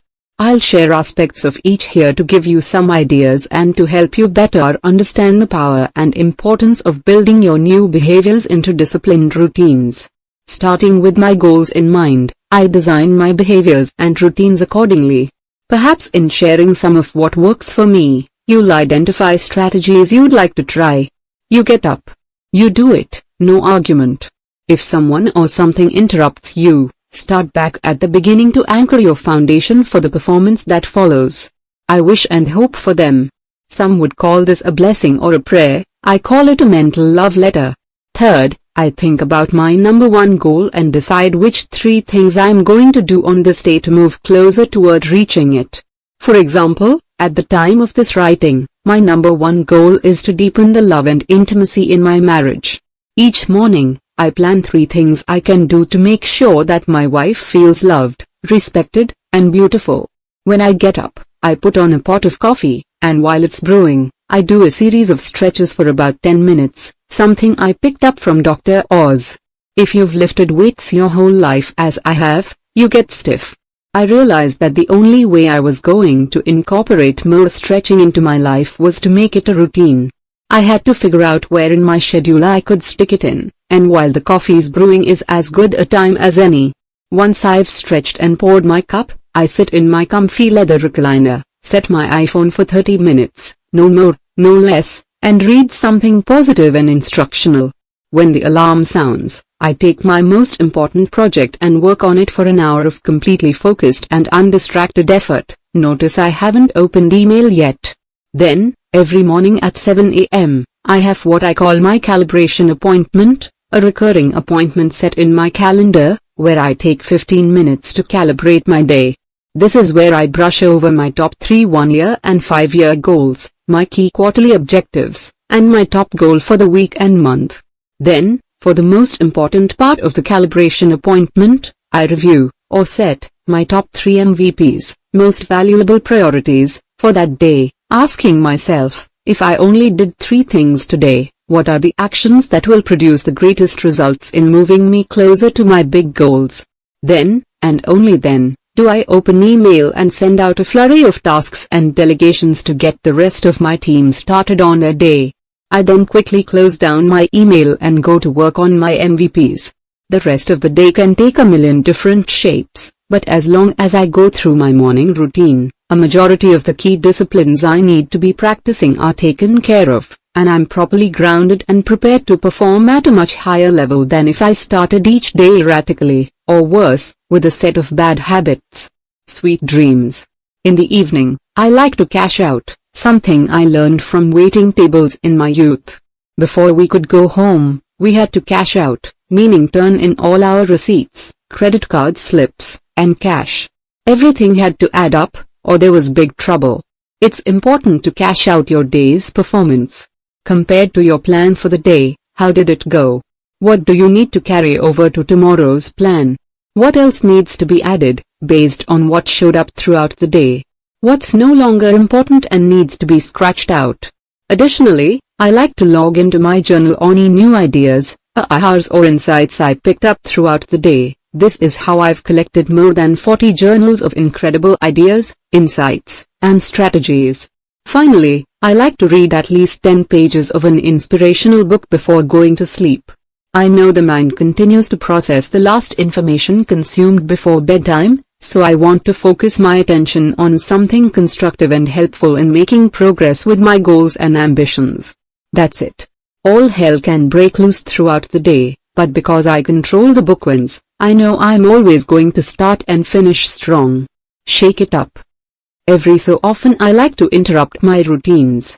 Otherwise, life gets stale and I plateau. An easy example is working out with weights. When I work out the same way at the same time, doing the same repetitive movements week after week, my body stops showing compounded results. I get bored, lose my passion, and Big Mo is an show. That's why it's important to mix it up, challenge yourself in new ways, and freshen up your experience. Right now I'm working on adding more adventure into my life. I set weekly, monthly, and yearly goals to do something I wouldn't normally do. Most of the time it's nothing earth-shattering, but things such as eating different kinds of foods, taking a class, visiting a new destination, or joining a club to meet new people. This change of pace makes me feel alive, helps recapture my passion, and offers me opportunities for fresh perspectives. Look at your routines. If something that used to energize you has become same old, or is no longer generating powerful results, switch it up. Getting into a rhythm, finding your new groove. Once your daily disciplines have become a routine, you want the succession of those steps to create a rhythm. When your disciplines and actions jibe into a regular weekly, monthly, quarterly, and yearly rhythm, it's like laying a welcome mat at the front door for Big Mo. It's like the wheels of a steam locomotive. At a standstill, it takes very little to keep it from moving forward. A 1-inch block of wood placed under the front wheel will do the job. It takes an incredible amount of steam to get the pistons to move and cause a series of connections that get the wheels to budge. It's a slow process. But once the train starts rolling, the wheels get into a rhythm. If the pressure remains consistent, the train gains momentum, and watch out. At 55 miles an hour, That train can crash through a 5-foot, steel-reinforced concrete wall and keep on going. Envisioning your success as an unstoppable locomotive may help you stay enthusiastic about getting into your own rhythm. When your disciplines and actions develop a rhythm, you welcome big more. Along with my daily rhythms, I also plan ahead. For instance, in looking again at my goal of deepening the love and intimacy of my marriage, I designed a weekly, monthly, and quarterly rhythm schedule. Doesn't sound too romantic, I know. But maybe you've noticed that, even when something's a high priority for you, if it isn't scheduled on your calendar, it often doesn't happen, right? Certainly not with the regularity you'll need to get into any kind of rhythm. Here's how it works. Every Friday night is date night, and Georgia and I go out or do something special together. At 6 p.m., an alarm goes off on both our iPhones, and no matter what we're doing, date night is on. Every Saturday is FD, Family Day, which means no working. Essentially sundown on Friday night until sunup on Sunday morning is time we devote to the marriage and family. If you don't create these boundaries, one day has a tendency to flow into the next. Unfortunately, the people who get shoved aside are often the most important. Every Sunday night, also at 6 p.m., we have our RR, relationship review. This is a practice I picked up from relationship experts Linda and Richard Dare during an interview I did with them for our October 2009 Success Audio series. During this time, we discussed the previous week's wins, losses, as well as the adjustments we need to make in our relationship. We start the conversation by telling each other a few things we have appreciated about the other during the past week. Last week, it's helpful to start with the good stuff. Then, using an idea I picked up from my interview with Jack Canfield, we ask each other, on a scale of 1 to 10, 10 being the best, how would you rate our relationship this week? This gets the discussion of wins and losses flowing, oh, boy. Then, we discuss the adjustments that need to be made through this follow-up question, what would it take to make your experience a 10? By the end of the discussion, both of us feel heard and validated, and we have made our observations and wishes clear moving into the next week. This is an incredible process. I highly recommend it. If you dare. Every month, Georgia and I also schedule something unique and memorable. Jim Rohn taught me that life is simply a collection of experiences. Our goal should be to increase the frequency and intensity of the good experiences. Once a month we try to do something that creates an experience that has some memorable intensity. It could be driving up to the mountains, going on an adventurous hike, driving up to Los Angeles to try a new fancy restaurant, going sailing in the bay, whatever. Something out of the ordinary that has a heightened experience and creates an indelible memory. Once a quarter we plan a 2 to 3 day getaway. I like to do a quarterly review of all my goals and life patterns, and this is a great time to do a deeper check-in on how things are going in our relationship. Then we have our special travel vacation, plus our holiday traditions and our New Year's hike and goal-setting ritual. You can see that once all this is scheduled, you no longer have to think about what you need to be doing. Everything happens naturally. We've created a rhythm that gives us momentum. Registering your rhythm. I want to share with you something I created for myself that helps me keep track of the rhythm of a new behavior. I call it my rhythm register, and I think you'll find it extremely helpful. If you want to drink more water or take more steps each day or acknowledge your spouse more affectionately, whatever behavior you've decided you need to move toward your goal, you'll want to track it to make sure you're establishing a rhythm. You can download a copy of the document for free at thecompoundeffect.com/free. However, this is not as important as understanding and implementing the process itself. The weekly rhythm register along with a weekly plan, do, review, and improve process is an integral part of the Living Your Best Year Ever Achievement Management System (TM). Obtain your copy at success.com/bestyearever. The rhythms of life. When people get started in a new endeavor, they almost always overdo it. Of course, I want you to feel excited about setting up a rhythm for success, but you must do so with sustainability in mind. Need to find a program that you can absolutely, positively do in the long term without renegotiation. I don't want you thinking of the rhythms you can do for this week, month, or even the next 90 days, I want you to think about what you can do for the rest of your life. The compound effect, the positive results you want to experience in your life, will be the result of smart choices and actions, repeated consistently over time. You win when you take the right steps day in and day out. But you set yourself up for failure by doing too much too soon. A friend to the success team, who will remain unnamed to protect the guilty, decided after seeing a picture I'd posted on Twitter that he was going to get in shape.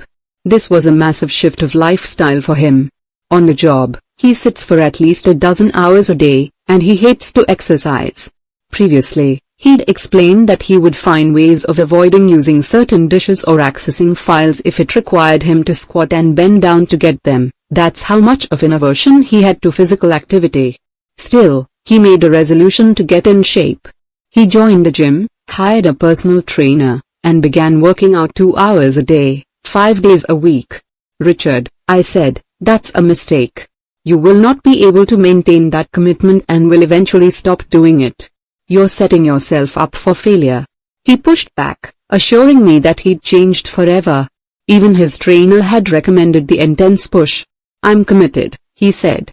"I want to be able to see my abs." "Richard, what's your real goal?" I asked him. I knew he wasn't gunning to be on the cover of Men's Fitness. "I want to be trim, I want to be healthy," he told me. "Why?" I asked. "I want vitality. I want to be here long enough to see my kids have kids," he replied. These were his real, meaningful motivations. Richard wanted to be in it for the long haul.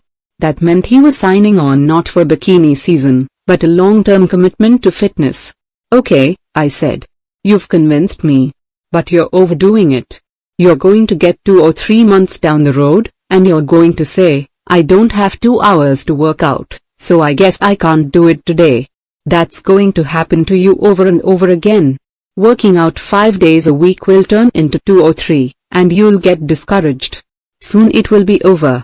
I know you're really fired up right now, so let's do this. Do your 2 hours a day, 5 days a week. For now, it takes a lot of steam to get the wheels to budge from the inertia, but don't do it longer than 60 or 90 days. Then, I want you to scale it down to an hour or an hour and 15 minutes. You can still do your 5 days a week, but I would probably recommend scaling back further. Encourage you to go for 4. Do that another 60 to 90 days. Then I want you to consider an hour a day for a minimum of 3 days a week, 4 if you're feeling extra spry. That's the program I want you to work toward, because if you don't get into something you can maintain, you won't do it at all." I really had to struggle to get Richard to comprehend this because, at that moment, he was all gung-ho. He thought he was going to be able to stick with his new routine for a lifetime. For someone who's never worked out, to start working out 2 hours a day, 5 days a week, is a surefire dead end. You have to build a program that you can do for 50 years, not 5 weeks or 5 months. It's okay if you go strong for a while, but you've got to see light at the end of the tunnel where you can start scaling it back. You can always find 45 minutes to an hour a few times a week, but to find 2 hours, 5 days a week, to make your routine work, that'll never happen. Remember, consistency is a critical component of success. The power of consistency. I've mentioned that if there's one discipline that gives me a competitive advantage, it's my ability to be consistent. Nothing kills Big Mo quicker and with more certainty than a lack of consistency. Even good, passionate, and ambitious people with good intentions can fall short when it comes to consistency. But it's a powerful tool you can use to launch the flight toward your goals. Think of it like this: if you and I flew planes from Los Angeles to Manhattan, but you took off and landed in every state in between, while I flew straight through, even if you went 500 miles per hour in the air and I only traveled at a rate of 200 miles per hour, I'd still beat you by a big margin. The time and energy it takes for you to repeatedly stop and start and get back to momentum makes your trip at least 10 times as long. In fact, most likely you wouldn't even make it. You'd run out of fuel, energy, motivation, belief, will, at some point. It's far easier and requires a lot less energy to take off once and maintain a regular speed, even if slower than most everyone else, all along the way. The pump well. When you start thinking about slacking off on your routines and rhythms, consider the massive cost of inconsistency. It is not the loss of a single action and tiny results it creates, it is the utter collapse and loss of momentum. Your entire progress will suffer. Think of a hand-pumped water well, which uses a pipe to draw water up from the water table several feet underground. To get the water to the surface, you have to pump the well's lever to create the suction that brings the water above the ground and out of the spout. Consistency is the key to achieving and maintaining momentum. When most people start a new endeavor, they grab the lever and start pumping really hard. Just as Richard was with his plan to get fit, they're excited and committed. They pump and pump and pump, but after a few minutes, or a few weeks, when they don't see any water results, they give up pumping the lever altogether. They don't realize how long it takes to create the vacuum needed to suck the water into the pipe and eventually out of the spout and into their bucket. Just like a rocket breaking free of inertia, it takes time, massive energy, and consistency to pump water. Most people give up, but wise people continue to pump. Those who persevere and continue to pump the lever will eventually get a few drops of water.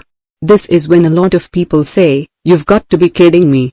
All this pumping, and for what? A few measly drops?" Forget it. Many people throw their hands up in defeat and quit, but wise people persist further.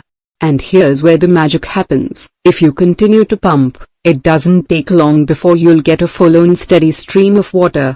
You have your success. Now that the water is flowing, you no longer need to pump the lever as hard or as quickly.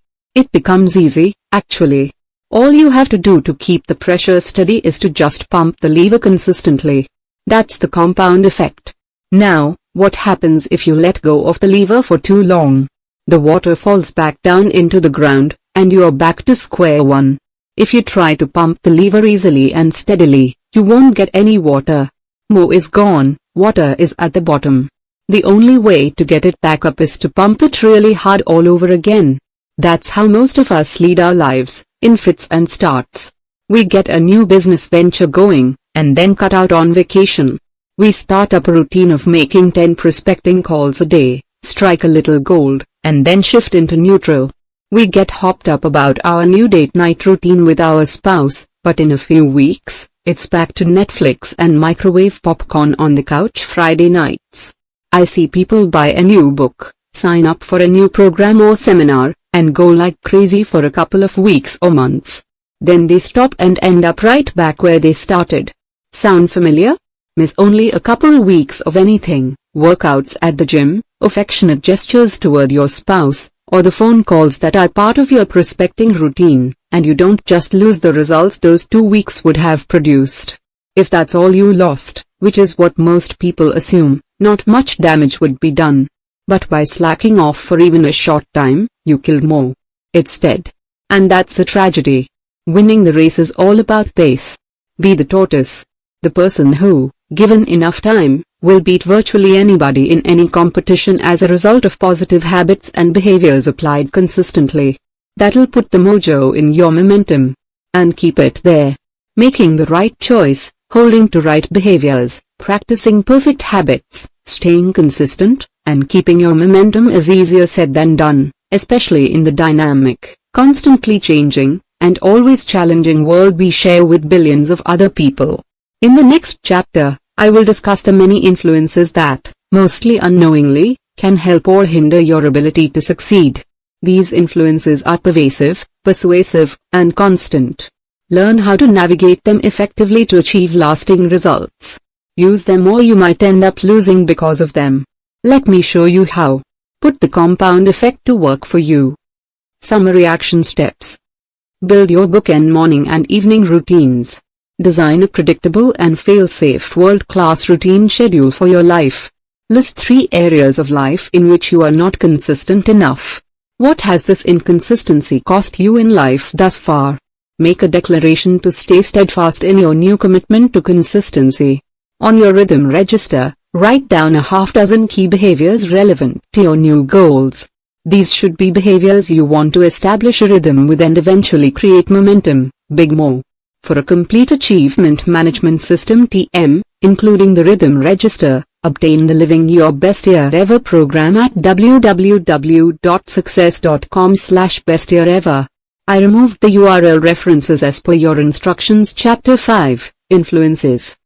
Hopefully by now you understand exactly how important your choices are. Even those that seem insignificant, when compounded, can make an extreme impact on your life. We've also discussed the fact that you are 100% responsible for your life. You alone are responsible for the choices you make and the actions you take. That said, you must also realize that your choices, behaviors, and habits are influenced by very powerful external forces. Most of us aren't aware of the subtle control these forces have on our lives. For you to sustain your positive trajectory toward your goals, you'll need to understand and govern these influences so they will support rather than derail your journey towards success. Everyone is affected by three kinds of influences: input, what you feed your mind; associations, the people with whom you spend time; and environment, your surroundings. Input, garbage in, garbage out. If you want your body to run at peak performance, you've got to be vigilant about consuming the highest quality nutrients and avoiding tempting junk food. If you want your brain to perform at its peak, you've got to be even more vigilant about what you feed it. Are you feeding it news summaries or mind-numbing sitcoms? Are you reading the tabloids, or success? Controlling the input has a direct and measurable impact on your productivity and outcomes. Controlling what our brains consume is especially difficult because so much of what we take in is unconscious. Although it's true that we can eat without thinking, it's easier to pay attention to what we put in our bodies because food doesn't leap into our mouths. We need an extra level of vigilance to prevent our brains from absorbing irrelevant, counterproductive, or downright destructive information. It's a never-ending battle to be selective and to stand guard against any information that can derail your creative potential. Your brain is not designed to make you happy. Your brain has only one agenda in mind: survival. It is always watching for signs of lack and attack. Your brain is programmed to seek out the negative, dwindling resources, destructive weather, whatever's out to hurt you. So when you switch on that radio on the way to work and get bombarded with all those reports about robberies, fires, attacks, the tanking economy, your brain lights up. It will now spend all day chewing over that feast of fear, worry, negativity. The same deal when you tune into the evening news after work. More bad news? Perfect. Your mind will stew on that all night long. Left to its own devices, your mind will traffic in the negative, worrisome, and fearful all day and night. We can't change our DNA, but we can change our behavior. We can teach our minds to look beyond lack and attack. How? We can protect and feed our mind. We can be disciplined and proactive about what we allow in. To identify the influence that information and your environment has on you, complete the Input Influences sheet, page 171. Or download it at www.thecompoundeffect.com/free. Don't drink dirty water. You get in life what you create. Expectation drives the creative process. What do you expect? You expect whatever it is you're thinking about. Your thought process, the conversation in your head, is at the base of the results you create in your reality. Life. So the question is, what are you thinking about? What is influencing and directing your thoughts? The answer, whatever you're allowing yourself to hear and see. This is the input you are feeding your brain. Period. Your mind is like an empty glass, it'll hold anything you put into it. You put in sensational news, salacious headlines, talk show rants, and you're pouring dirty water into your glass. If you've got dark, dismal, worrisome water in your glass, everything you create will be filtered through that muddy mess. Because that's what you'll be thinking about. Garbage in, garbage out. All that drive time radio yak about murders, conspiracy, deaths, economy, and political battles drives your thinking process, which drives your expectations, which drives your creative output. That is bad news. But just like a dirty glass, if you flush it with clean, clear water under the faucet long enough, eventually you'll end up with a glass of pure, clear water. What is that clear water? positive, inspirational, and supportive input and ideas. Stories of aspiration, people who, despite challenges, are overcoming obstacles and achieving great things. Strategies of success, prosperity, health, love, and joy. Ideas to create more abundance, to grow, expand, and become more. Examples and stories of what's good, right, and possible in the world. That's why we work so hard at Success Magazine. We want to provide you with those examples, those stories and the key takeaways you can use to improve your view of the world, yourself, and the results you create. That's also why I read something inspirational and instructional for 30 minutes in the morning and evening, and have personal development CDs playing in my car. I'm flushing my glass and feeding my mind. Does this give me an edge over the guy who gets up and first thing reads the newspaper, listens to news radio on his commute to and from work, and watches the evening news before going to bed? You bet it does. And it can for you, too. Flush out the negative, dirty water, with positive, inspirational and supportive ideas. Clean water. Step 1. Stand guard. Unless you decide to hole up in a cave or on a desert island, you're going to get dirty water in your glass. It's going to be on billboards, on CNN while you're walking through the airport, on the screaming tabloid headlines at the checkout when you're buying groceries, etc. Even your friends, family members, and your own negative mental tapes can flood dirty water into your glass. But that doesn't mean you can't take steps to limit your exposure to all that crime. Maybe you can't avoid the tabloids stacked up at the checkout register, but you can cancel your subscriptions. You can refuse to listen to the radio on and off work and instead put in an instructional and inspirational CD. You can turn off the evening news and talk to your loved ones instead. You can buy a DVR and record only those programs you feel are truly educational and life-affirming, and speed through the commercials aimed at making you feel inadequate or lacking unless you buy more crap. I didn't really grow up with TV. I remember watching Solid Gold and the A-Team, remember them. But television wasn't a big part of our family life. I managed somehow to thrive without it, and that's given me a clearer perspective when I watch an occasional program now. Sure, I laugh along with the sitcom, but afterward, I feel the same as if I ate fast food, bloated and malnourished. And I can't get over how commercials prey on our psychology, our fears, pains, needs, and weaknesses. If I walk through life thinking that I'm not enough just as I am, that I need to buy this, that, and the other thing to be okay, how can I expect to create amazing results? It's estimated that Americans, 12 and older, spend 1,704 hours watching television each year. TV per year averages out to 4.7 hours per day. We're spending almost 30% of our waking hours watching TV. Almost 33 hours per week. More than one whole day each week. It's the equivalent of watching TV for 2 solid months out of every 12. Wow. And people wonder why they can't get ahead in life? Put yourself on a media diet. The media thrives on taking us hostage. Ever been stuck on the freeway with traffic backed up for miles, making you late, wondering what the heck's holding everything up? Sure enough, when you finally get close, you see that nothing physical is blocking the flow of cars. The wreck clearly happened a while ago and has since been moved to the side of the freeway. The 3-mile-per-hour crawl was caused by people rubbernecking. Now you're really irritated. But what happens when your car passes the wreck? You slow way down, take your eyes off the road in front of you, and crane your own neck. Why do good, decent people want to see something tragic and grotesque? It's our genetic heritage, going back to our prehistoric sense of self-preservation.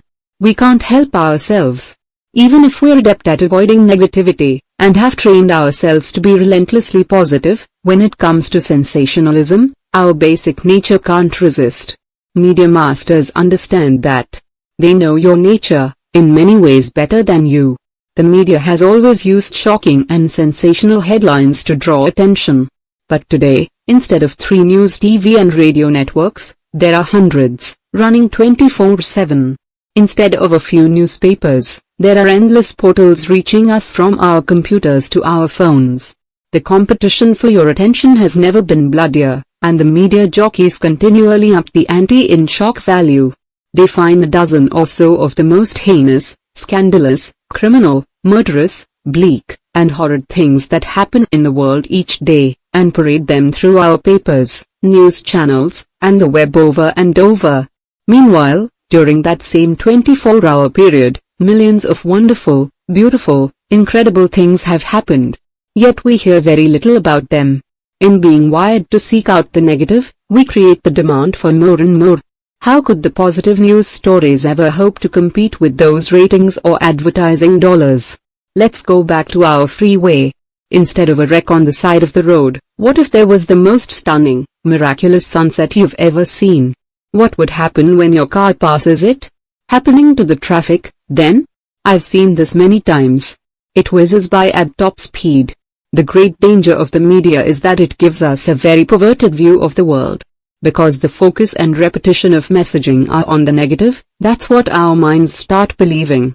This warped and narrow view of what's not working has a severe influence on your creative potential. It can be crippling. My personal junk filter. I'll share what I do to safeguard my mind. But I warn you, I have a rigorous mental diet. You'll want to adjust to your own preferences, but this system has worked beautifully for me. As you might guess, I don't watch or listen to news and I don't read newspapers or news magazines. 99% of all news has no bearing on my personal life or my personal goals, dreams, and ambitions anyway. I have set up a few RSS feeds identifying the news and industry updates that pertain to my direct interests and goals. The news that's helpful to me gets plucked out of the fray so I don't have to get any mud slung into my glass of water. While most people wade through hours of irrelevant garbage that hampers their thinking and crushes their spirit, I get the most productive information I need when I need it, in less than 15 minutes a day. Step 2. Enroll in Drive Time U. It's not enough to eliminate negative input. To move in a positive direction, you must flush out the bad and fill up on the good. My car won't move without two things, gasoline and an ever-present library of instructional CDs I listen to as I drive. The average American drives about 12,000 miles a year. That's 300 hours of flushing potential right there. Brian Tracy taught me the concept of turning my car into a mobile classroom. He explained to me that by listening to instructional CDs as I drive, I gain knowledge equivalent to 2 semesters of an advanced college degree every year. Think about it. Using the time you're currently wasting by listening to Drive Time Radio, you could obtain the equivalent of a PhD in leadership, sales success, wealth building, relationship excellence, or whatever course you choose. This commitment, in combination with your reading routine, separates you from the herd of average, 1 CD, DVD, or book at a time. 2. Associations, who's influencing you. Birds of a feather flock together. The people with whom you habitually associate are called your reference group. According to research by social psychologist Dr. David McClelland of Harvard, your reference group determines as much as 95% of your success or failure in life. Who do you spend the most time with? Who are the people you most admire? Are those two groups of people exactly the same? If not, why not? Jim Rohn taught that we become the combined average of the 5 people we hang around the most. Ron would say we could tell the quality of our health, attitude, and income by looking at the people around us. The people with whom we spend time determine what conversations dominate our attention, and to which attitudes and opinions we are regularly exposed. Eventually, we start to eat what they eat, talk like they talk, read what they read, think like they think, watch what they watch, treat people how they treat them, even dress like they dress. The funny thing is, more often than not, we are completely unaware of the similarities between us and our circle of 5. How are we not aware? Because your associations don't shove you in a direction, they nudge you ever so slightly over time. Their influence is so subtle that it's like being on an inner tube out in the ocean, feeling like you're floating in place, until you look up and realize the gentle current has pushed you a half-mile down the shore. Think of your friends who order greasy appetizers or a cocktail before dinner, and that's their routine. Hang out with them enough, and you'll find yourself grabbing for cheese nachos and potato skins, and joining them for that extra beer or glass of wine, matching their pace. Meanwhile, Your other friends order healthy food and talk about the inspiring books they're reading and their ambitions in their businesses, and you begin to assimilate their behaviors and habits. You read and talk about what they talk about, you see the movies they're excited about, and you go to the places they recommend. The influence your friends have over you is subtle and can be positive or negative. Either way, the impact is incredibly powerful. Watch out. You cannot hang out with negative people and expect to live a positive life. So, what is the combined average income, health, or attitudes of the 5 people you spend most of your time with? Does the answer frighten you? If so, the best way to increase your potential for whatever traits you desire is to spend more time with people who have those qualities. The majority of your time with people who already possess those traits will then see the power of influence work for you, rather than against you. The behaviors and attitudes which help them acquire the success you admire will begin to become part of your daily routine. Hang around them long enough, and you're likely to realize similar successful outcomes in your life. If you haven't already, jot down the names of those 5 people you hang around the most. Also write down their main characteristics, both positive and negative. It doesn't matter who they are, it could be your spouse, your brother, your neighbor, or your assistant. Now, average them out. What's their average health and bank balance? What's their average relationship like? As you look at your results, ask yourself, is this list okay for me? Is this where I want to go? It's time to reappraise and reprioritize the people you spend time with. These relationships can nurture you, starve you, or keep you stuck. Now that you've started to carefully consider whom you spend your time with, let's go a little deeper. As Jim Rohn taught me, it's powerful to evaluate and shift your associations into 3 categories: dissociations, limited associations, and expanded associations. To evaluate your current associations, complete the Association Evaluator sheet, or download at www.thecompoundeffect.com/free. Dissociations. You guard against the influences your children are exposed to, and the people they hang around. You are aware of the influence these people could have on their values, attitudes, and behaviors. Your children and the choices they might make as a result. I believe the same principle should apply to you. You already know this. There are some people you might need to break away from completely. This might not be an easy step to take, but it's essential. You have to make the hard choice not to let certain negative influences affect you anymore. Determine the quality of life you want to have, and then surround yourself with the people who represent and support that vision. I'm constantly weeding out of my life people who refuse to grow and live positively. Growing and changing your associations is a lifelong process. Some people might say I'm too rigorous about it, but I'd like to be more so. I had a business relationship with someone I really liked, but when the economy got difficult, most of his conversation was focused on how horrible things were, how much his company was feeling the hit, and how hard it was out there. I said, "Man, you've got to stop working on your presentation about how bad life is. I can hear you collecting all the data points to reinforce your beliefs." He persisted in seeing everything as more dour and hopeless than it was, and I decided we had no business doing business together. When you make the tough decision to put up boundaries between you and people who drag you down, realize that they'll fight you, especially those closest to you. Your decision to live a more positive, goal-oriented life will be a mirror to their own poor choices. You will make them uncomfortable, and they will attempt to pull you back down to their level. Their resistance doesn't mean they don't love you or want the best for you. It's actually not about you at all. It's about their fear and guilt about their own poor choices and lack of discipline. Just know that breaking away won't be easy. Limited associations. There are some people you can spend 3 hours with, but not 3 days. Others you can spend 3 minutes with, but not 3 hours. Always remember that the influence of associations is both powerful and subtle. The person you're walking with can determine whether you slow your pace or quicken it, literally and figuratively. Similarly, you can't help but be touched by the dominant attitudes, actions, and behaviors of the people with whom you spend time. Decide how much you can afford to be influenced, based on how those people represent themselves. This is difficult, I know. I have had to do this on many occasions. several occasions, even with close family members. I will not, however, allow someone else's actions or attitudes to have a dampening influence on me. I've got a neighbor who's a 3-minute friend. For 3 minutes, we have a great chit-chat, but we wouldn't mesh for 3 hours. I can hang out with an old high school friend for 3 hours, but he's not a 3-day guy. And then there are some people I can hang around for a few days, but wouldn't go on an extended vacation with. Take a look at your relationships and make sure you're not spending 3 hours with a 3-minute person. Expanded associations. We've just talked about weeding out negative influencers. While you're doing that, you'll also want to reach out.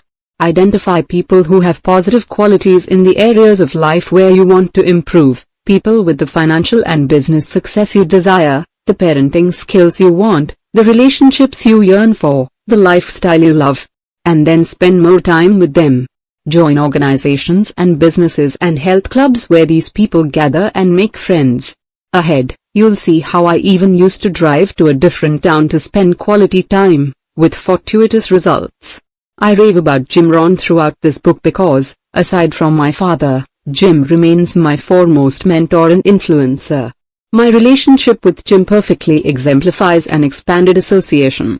While I got to share a few private meals and spend a little time with him during our interviews and backstage before events, most of my time with Jim was spent listening to him in my car or reading his words in my living room. I have spent more than 1,000 hours getting direct instruction from Jim, and 99% of that was through books and audio programs.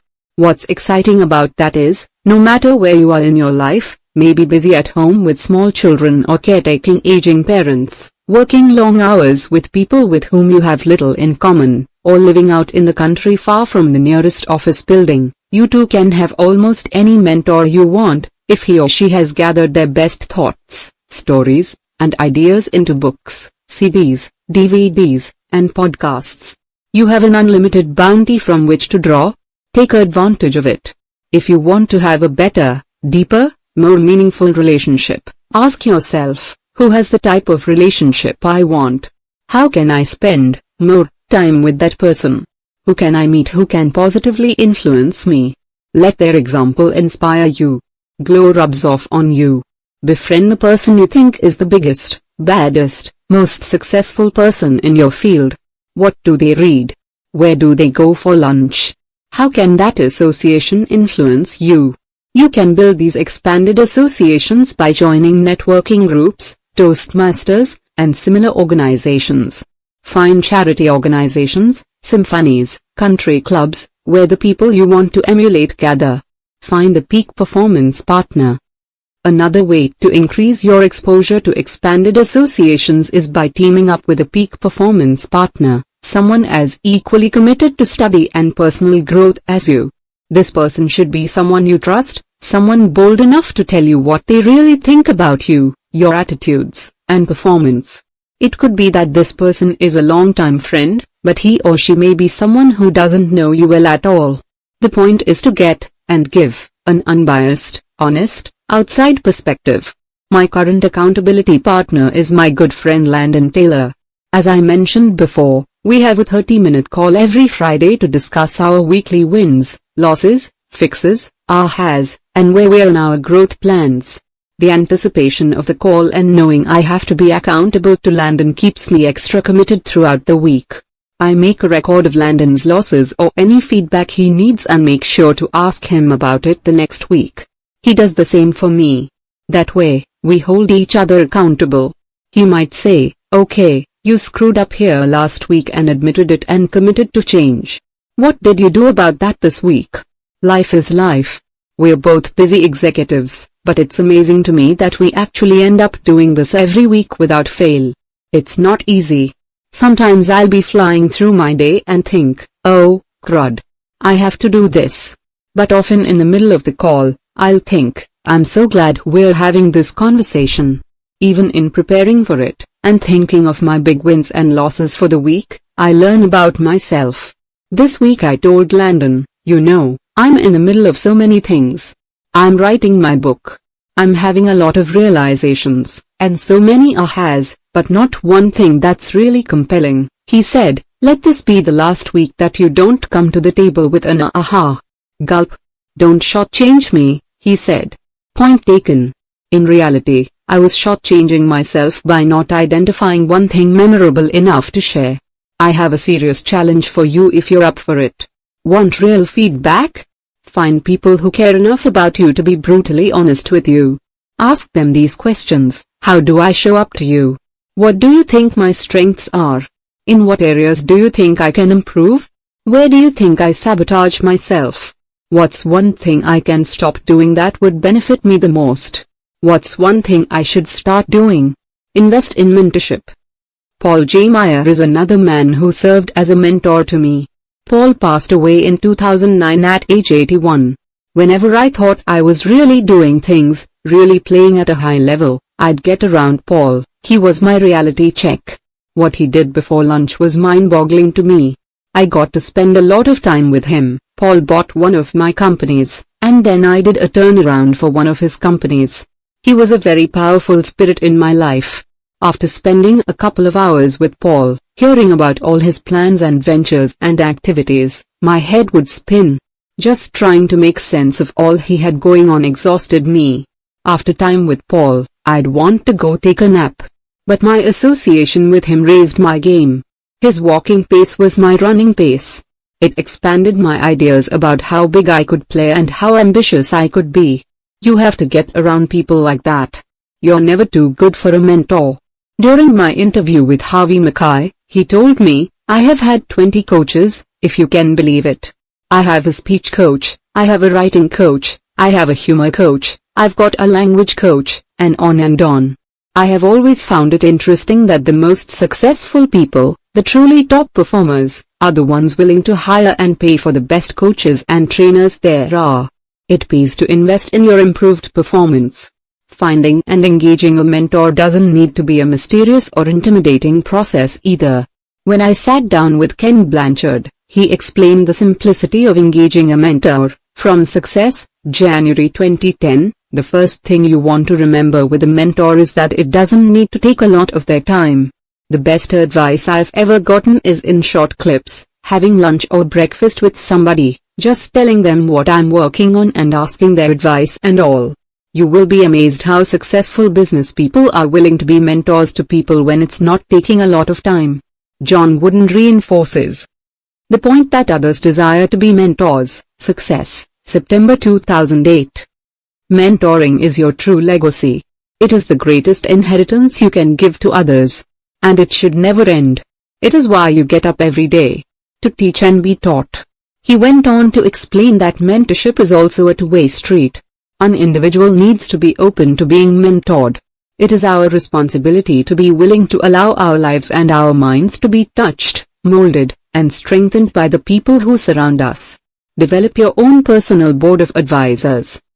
As part of my plan to be wiser, more strategic, and operate more effectively, as well as expand the time and interaction I have with high-minded leaders, I've been developing a board of advisors in my personal life. I've hand-selected a dozen people because of their areas of expertise, creative thinking ability, and my great respect for who they are.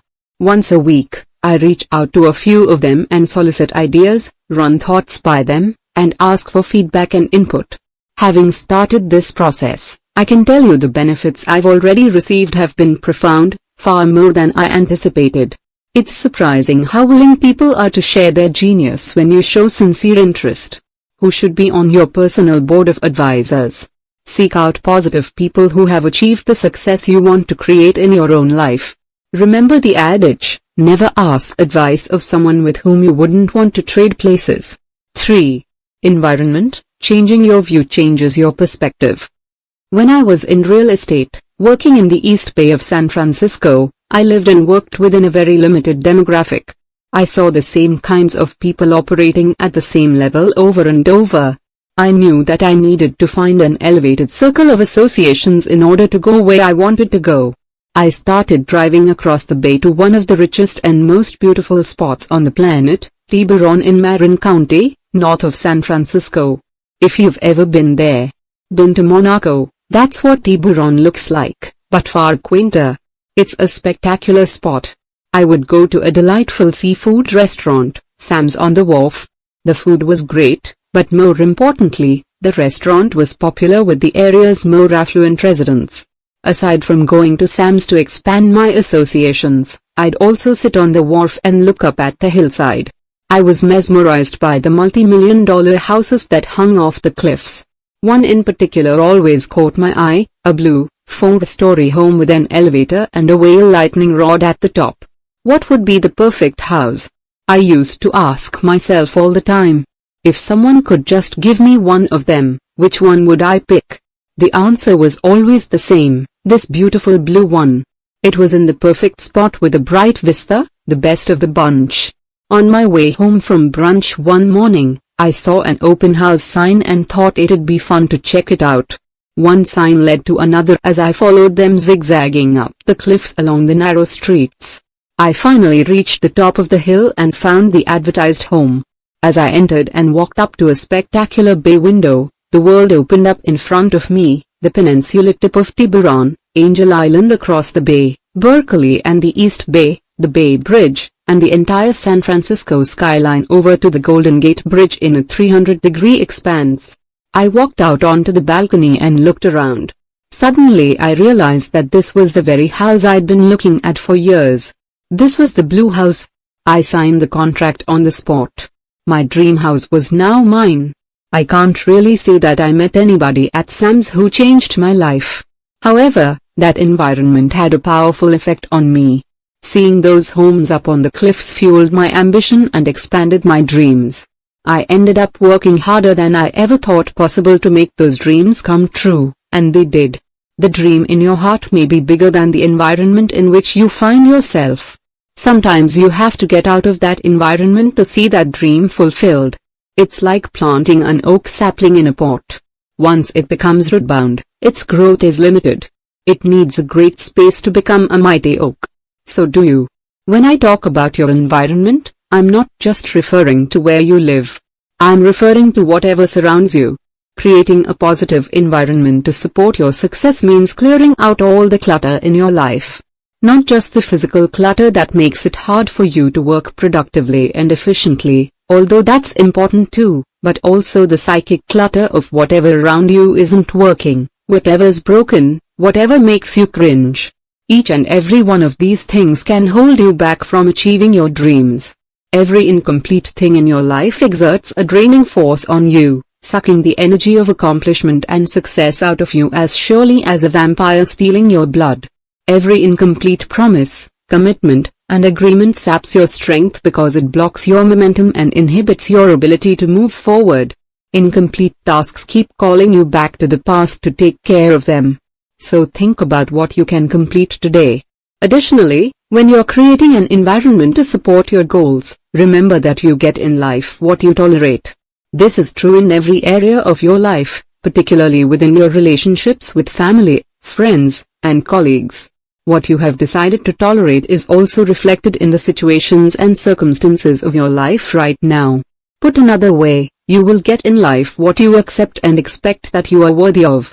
If you tolerate disrespect, you will be disrespected. If you tolerate people being late and making you wait, people will show up late for you. If you tolerate being underpaid and overworked, that will continue for you.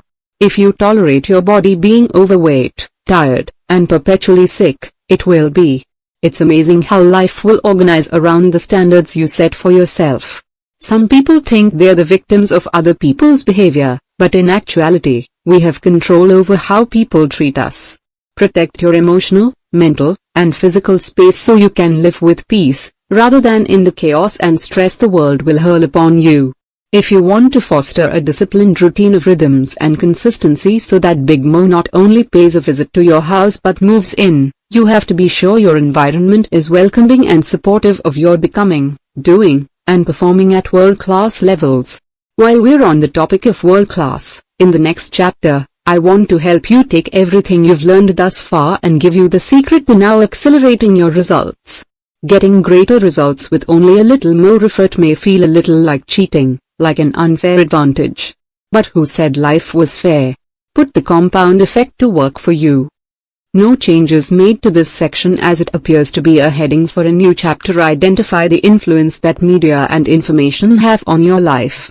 Determine what input you need to protect your mind from and how you are going to keep your mind regularly flushed with positive, uplifting, and supportive input. Evaluate your current associations. Who might you need to further limit your association with? Who might you need to completely dissociate from? Strategize ways you will expand your associations. Pick a peak performance partner. Decide when, how regularly, and what you will hold each other accountable for, as well as what ideas you will expect the other to bring to each conversation. Identify the 3 areas of your life you are most focused on improving. Find and engage a mentor in each of those areas. Your mentors could be people who have accomplished what you wish to and with whom you have brief conversations, or they could be experts who have written down their ideas in books or recorded their ideas on audio. Note, I removed the URLs as per your instructions. Chapter 6 Acceleration. When I lived in La Jolla, California, for exercise and a test of will, I would regularly ride my bike 2 miles straight up Mount Soledad. There are very few things you can do voluntarily that cause more pain and suffering than riding a bike up a steep mountain without stopping. There is a point at which you hit the wall and come face to face with your true inner character. Suddenly, all the projections and ideas you had about yourself are stripped away, and you're left with the naked truth. Your mind starts inventing all sorts of convenient alibis on why it's okay to stop. It is then when you're faced with one of life's greatest questions: do you push through the pain and continue on, or will you crack like a walnut and give up? Lance Armstrong was the cover feature in June 2009. I remember watching Lance during his first Tour de France victory. The tour had entered the grueling mountain stages of the race. The other riders dismissed Lance because he had never been a renowned climber. During the third mountain ascent through freezing rains, mist, and then hail, Lance got separated from his team. He was left fighting the top climbers in the world, alone.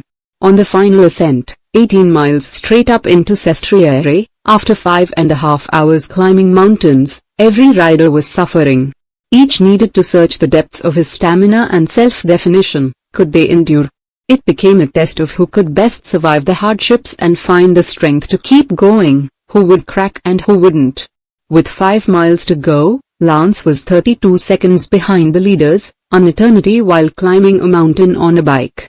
During a curve, Lance stood up and surged ahead until he caught the 2 leaders, both established world-class climbers.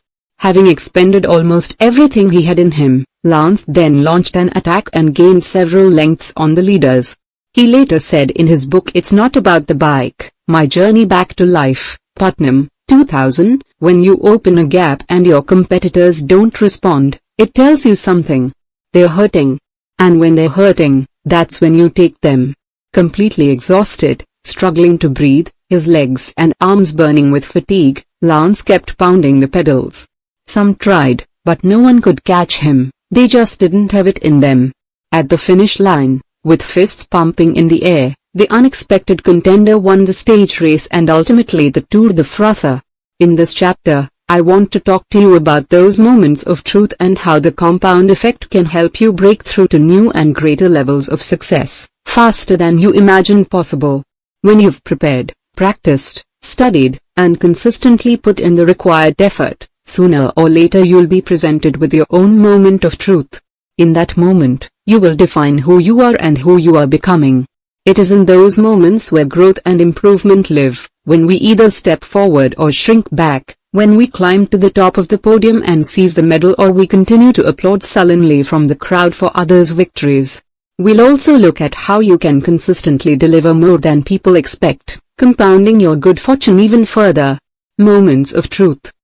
There is a point in every race where a rider encounters his real opponent and understands that it's himself, writes Lance in his autobiography.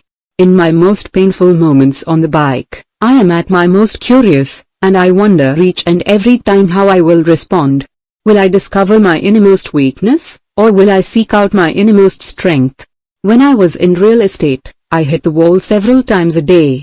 While driving to an expired listing property, after just getting pummeled by the last prospect, I'd start conjuring up all sorts of excuses to skip the sales call and head back to the office. While out canvassing a neighborhood, dogs would snarl at me or it looked like it might start to rain. I'd be in the midst of money time, 5 to 9 p.m., cold calling, and frequently get chewed out for interrupting someone's dinner or favorite TV show. I was sure I needed to take a break to go to the bathroom or get a glass of water. But instead of quitting, every time I hit one of those mental and emotional walls, I recognized that my competitors were facing the same challenges. I knew this was another moment that, if I kept going, I could seize victory over my inner opponent and overcome what seemed insurmountable. Would be strides ahead of them. These were the defining moments of success and progress. It wasn't difficult, painful, or challenging when I was just running with the herd, just keeping up, but not really getting ahead. It's not getting to the wall that counts, it's what you do after you hit it.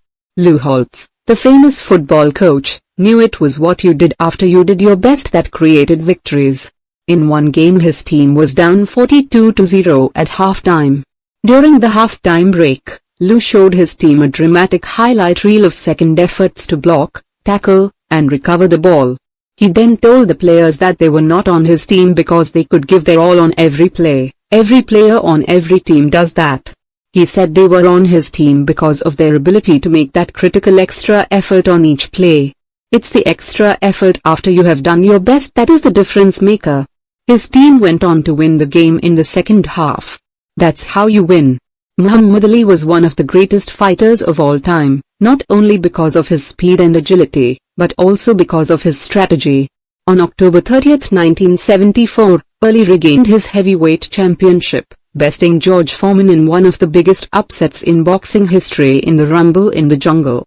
Almost no one, not even Ali's longtime supporter Howard Cosell, believed the former champion had a chance of winning.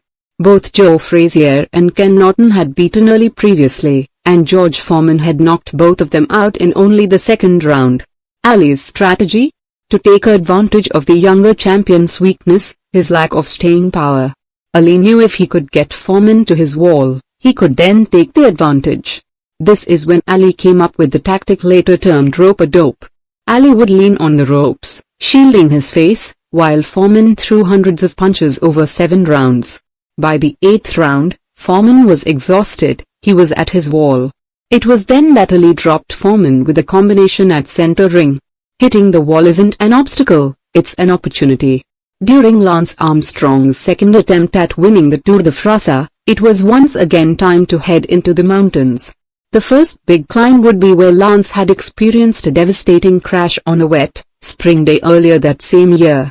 The crash left him with a concussion and a broken vertebra. Now it was raining yet again. Instead of being concerned or hesitant, he said, "This is perfect attacking weather, mainly because I know the others don't like it. I believe that nobody in the world is better at suffering. It's a good day for me." He was right. Lance brought home his second victory. When conditions are great, things are easy, there aren't any distractions, no obstacles to overcome. But when you're forced to dig deep and push beyond what you thought possible, that's when you discover your true strength. One is interrupting, temptations aren't luring, and nothing's disturbing your stride. That too is when most everyone else does great. It's not until situations are difficult, when problems come up and temptation is great, that you get to prove your worthiness for progress. As Jim Rohn would say, don't wish it were easier, wish you were better. When you hit the wall in your disciplines, routines, rhythms, and consistency, realize that's when you're separating yourself from your old self, scaling that wall, and finding your new powerful, triumphant, and victorious self. Multiplying your results. I have an exciting opportunity for you. We've talked about how the simple disciplines and behaviors will compound over time, delivering amazingly powerful results for you. What if you could speed up the process and multiply your results? Would you be interested? I want to show you how just a little bit more effort can add exponentially to your outcomes. Let's say your weight training and your program calls for you to do 12 repetitions of a certain weight. Now, if you do the 12, you're fulfilling the expectation of your program. Great job. Stay consistent, and ultimately, You will see this discipline compound into powerful results for you. Yet, if you get to 12, even if you've hit your max, and you push out another 3 to 5 reps, your impact on that set will be multiplied several times. You won't just add a few reps to the aggregate of your workout. No. Those reps done after you hit your max will multiply your results. You've just pushed through the wall of your max. The previous reps just got you there. The real growth happens with what you do after you're at the wall. Arnold Schwarzenegger made famous a weight training method called the cheating principle. Arnold was a stickler for perfect technique. He contended that once you reached your maximum number of lifts in perfect form, adjusting your wrists or leaning back to recruit other muscles to assist the working muscles, cheating a little, would allow you to do 5 or 6 more reps, which would significantly improve the results of that set. You can also achieve this by having a workout partner who assists the last few reps you couldn't have done on your own. If you're a runner, you know the experience.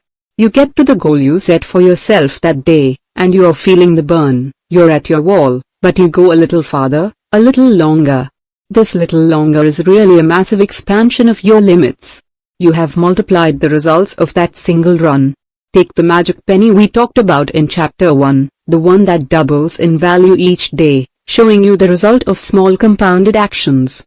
If you just doubled that penny one extra time per week during those same 31 days, the compounded penny would result in $171 million instead of $10 million. Again, just extra effort in 4 days and the result was many times greater. That is how the math of doing just a little bit more than expected works. Viewing yourself as your toughest competitor is one of the best ways to multiply your results. Go above and beyond when you hit the wall. Another way to multiply your results is pushing past what other people expect of you, doing more than enough. Beat the expectations.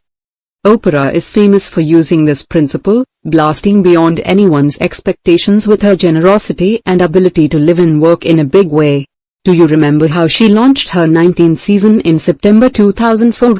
When it comes to Oprah, we know to expect some fanfare. But she blew everyone away. That season opener was all the media or anyone else talked about for days afterward. Let's go back in time for a minute. The audience members were selected because their friends and family members had written in saying each of them desperately needed a new car. Oprah opened the show by calling 11 people to the stage. She gave every one of them a car, a 2005 Pontiac G6.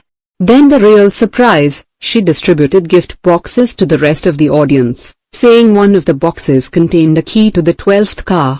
But when the audience members opened their boxes, every one of them had a set of keys. She screamed, "Everybody gets a car! Everybody gets a car!" While this might be her most famous example, Oprah continues to go beyond our expectations in most everything she does. In other segments, Oprah, a 20-year-old girl who had spent years in foster care and homeless shelters with a 4-year college scholarship, a makeover, and $10,000 in clothes, was surprised by Oprah. And she gave a family with 8 foster children, who were going to be kicked out of their home, which they couldn't afford to pay for or repair, $130,000. Now you might be saying, yeah, but she's Oprah, of course she can do those things. But the truth is there are plenty of others in Oprah's position with finances and fame who could do those things, but never venture into the realm of extraordinary. Oprah does. That's what makes her Oprah.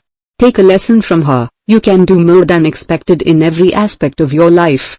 When it was time to propose to my wife, Georgia, I could have done what was expected and met with her father to ask for his daughter's hand in marriage.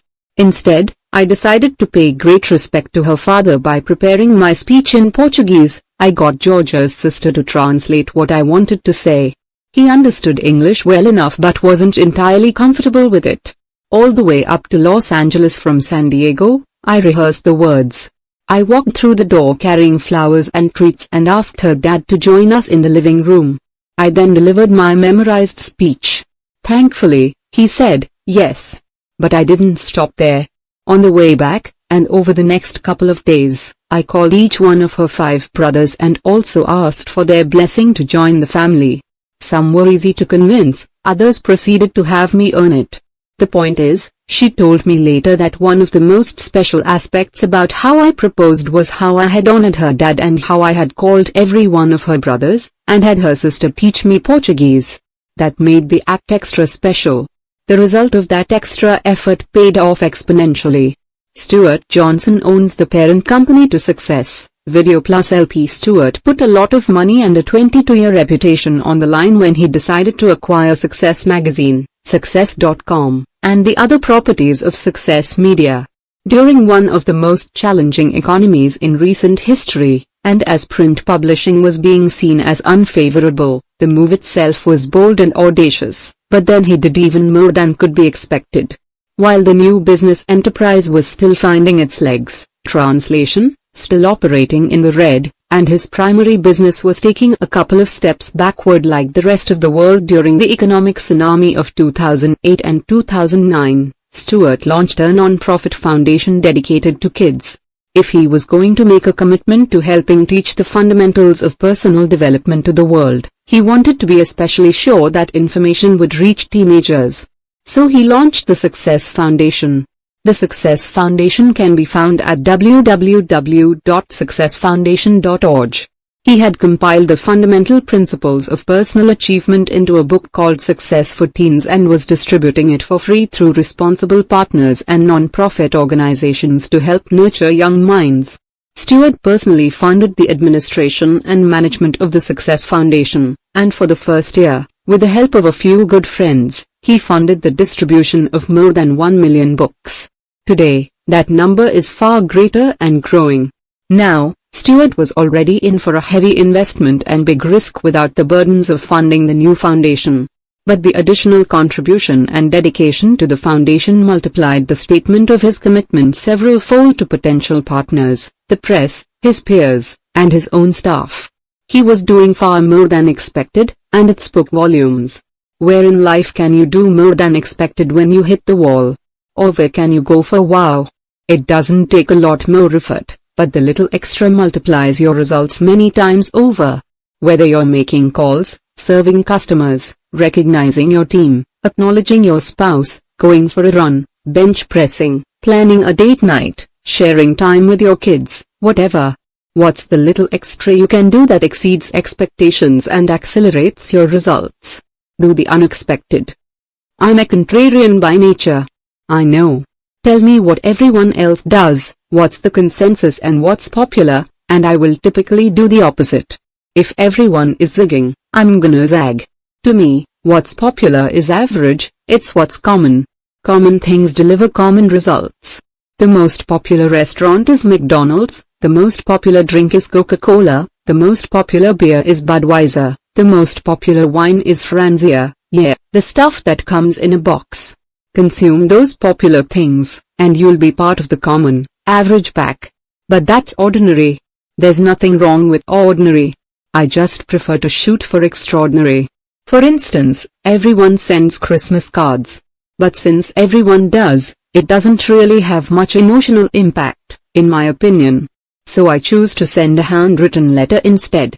Thanksgiving cards instead of generic best wishes cards. How many Thanksgiving cards do you get? Exactly.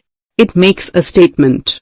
And instead of bulk printed, computer-generated best wishes cards, I handwrite personal sentiments expressing how grateful I am for my relationship with that person and what he or she means to me. The same effort, but a much greater impact.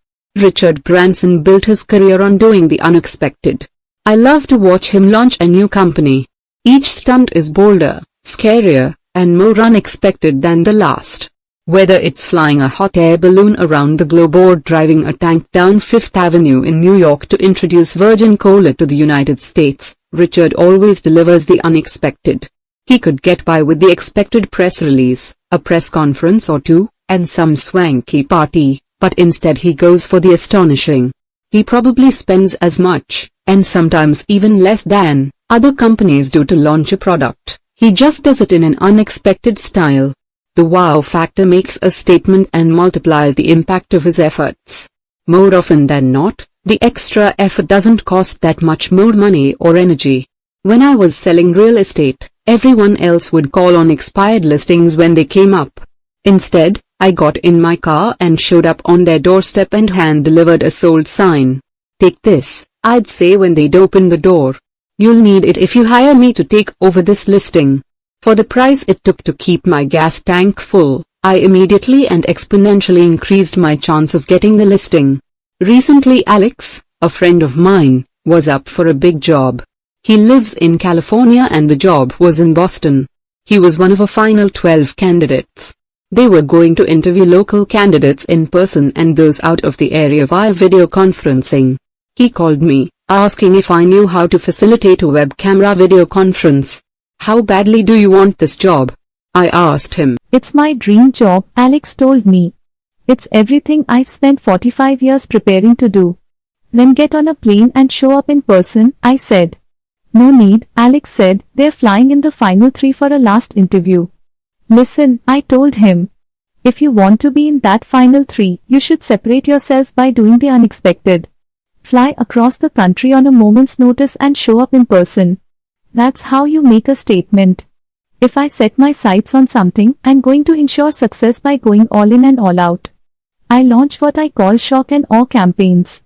"Job hunt," I suggested Alex. "Pull out all the stops, attack from every possible front and do it relentlessly. Research all the decision makers," I told him.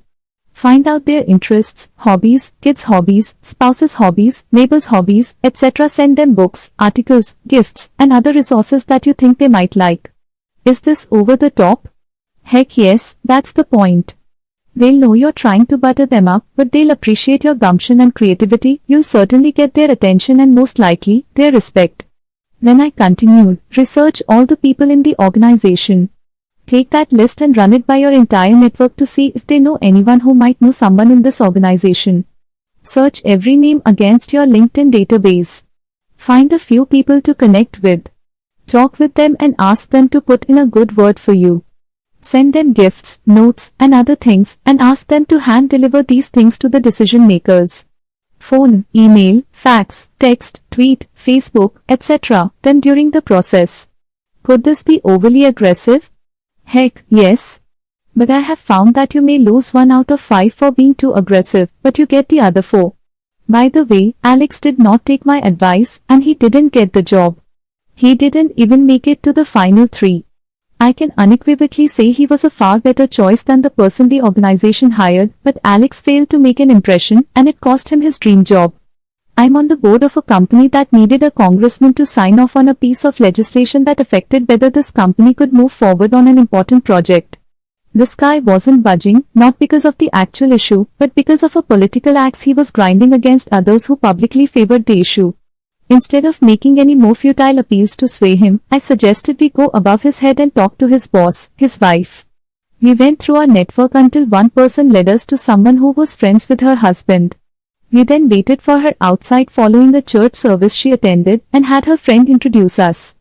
We explained our important case and cause, which was to build an after-school facility in an impoverished neighborhood that would affect the lives of hundreds of children if her husband would support it. Needless to say, he signed on by Tuesday of that following week, and the company got its project. In our attention deficit, propaganda-saturated society, sometimes doing the unexpected is required to get your voice heard. If you have a cause or ideal worthy of attention, do what it takes, even the unexpected, to make your case heard. Add a little audacity to your repertoire. Do better than expected. Invisible Children, www.invisibleChildren.com, another non-profit for which I'm a board member, helps rescue and recuperate children who have been abducted and made soldiers in northern Uganda and the Congo. To gain awareness for their cause, they staged a 100-city event called The Rescue, where more than 800,000 young people camped out until prominent leaders of the community came to rescue them, thus gaining their attention and support. After 4 days, all but one city had been rescued, having people like U.S. Senators Ted Kennedy and John Kerry, Val Kilmer, Kristen Bell, and many others show up in 99 other cities. The last city to get rescued was Chicago, and it required Oprah. After 6 days, Oprah was a no-show.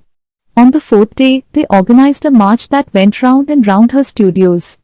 The next day they put on a singing and dancing presentation that went all day and night.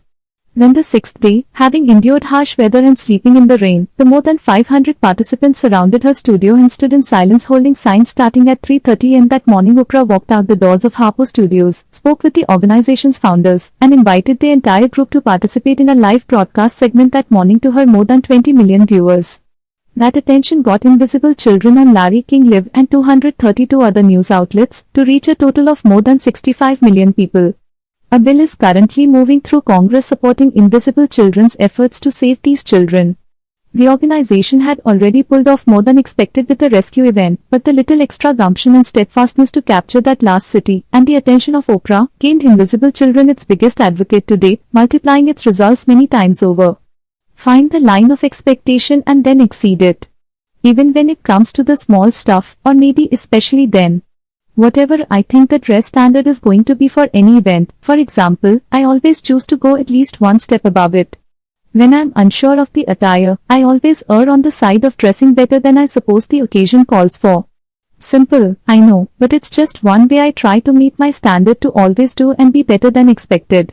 When I do keynotes for large companies, I spend a considerable amount of time preparing, learning about their organization, products, markets, and their expectations for my talk. My goal is always to significantly surpass what they are expecting from me. Expect, and I do this through tireless preparation. Doing better than expected becomes a big part of your reputation. Your reputation for excellence multiplies your results in the marketplace many times over. I did some work with a CEO whose philosophy was to pay people, including his vendors and suppliers, a few days in advance of the contract commitment. I was always blown away when I received a check on the 27th of the month for next month's payment. When I asked him about it, he said the obvious, it's the same money, but the surprise and goodwill it buys is immeasurable, why wouldn't you? This is one of the reasons why I admire Steve Jobs so much. Of all the sensational people we've featured on the cover of Success, Jobs is one of my favorites. Whatever your expectations are about the next Apple product launch, Jobs always has a little, or a lot, something extra to wow you.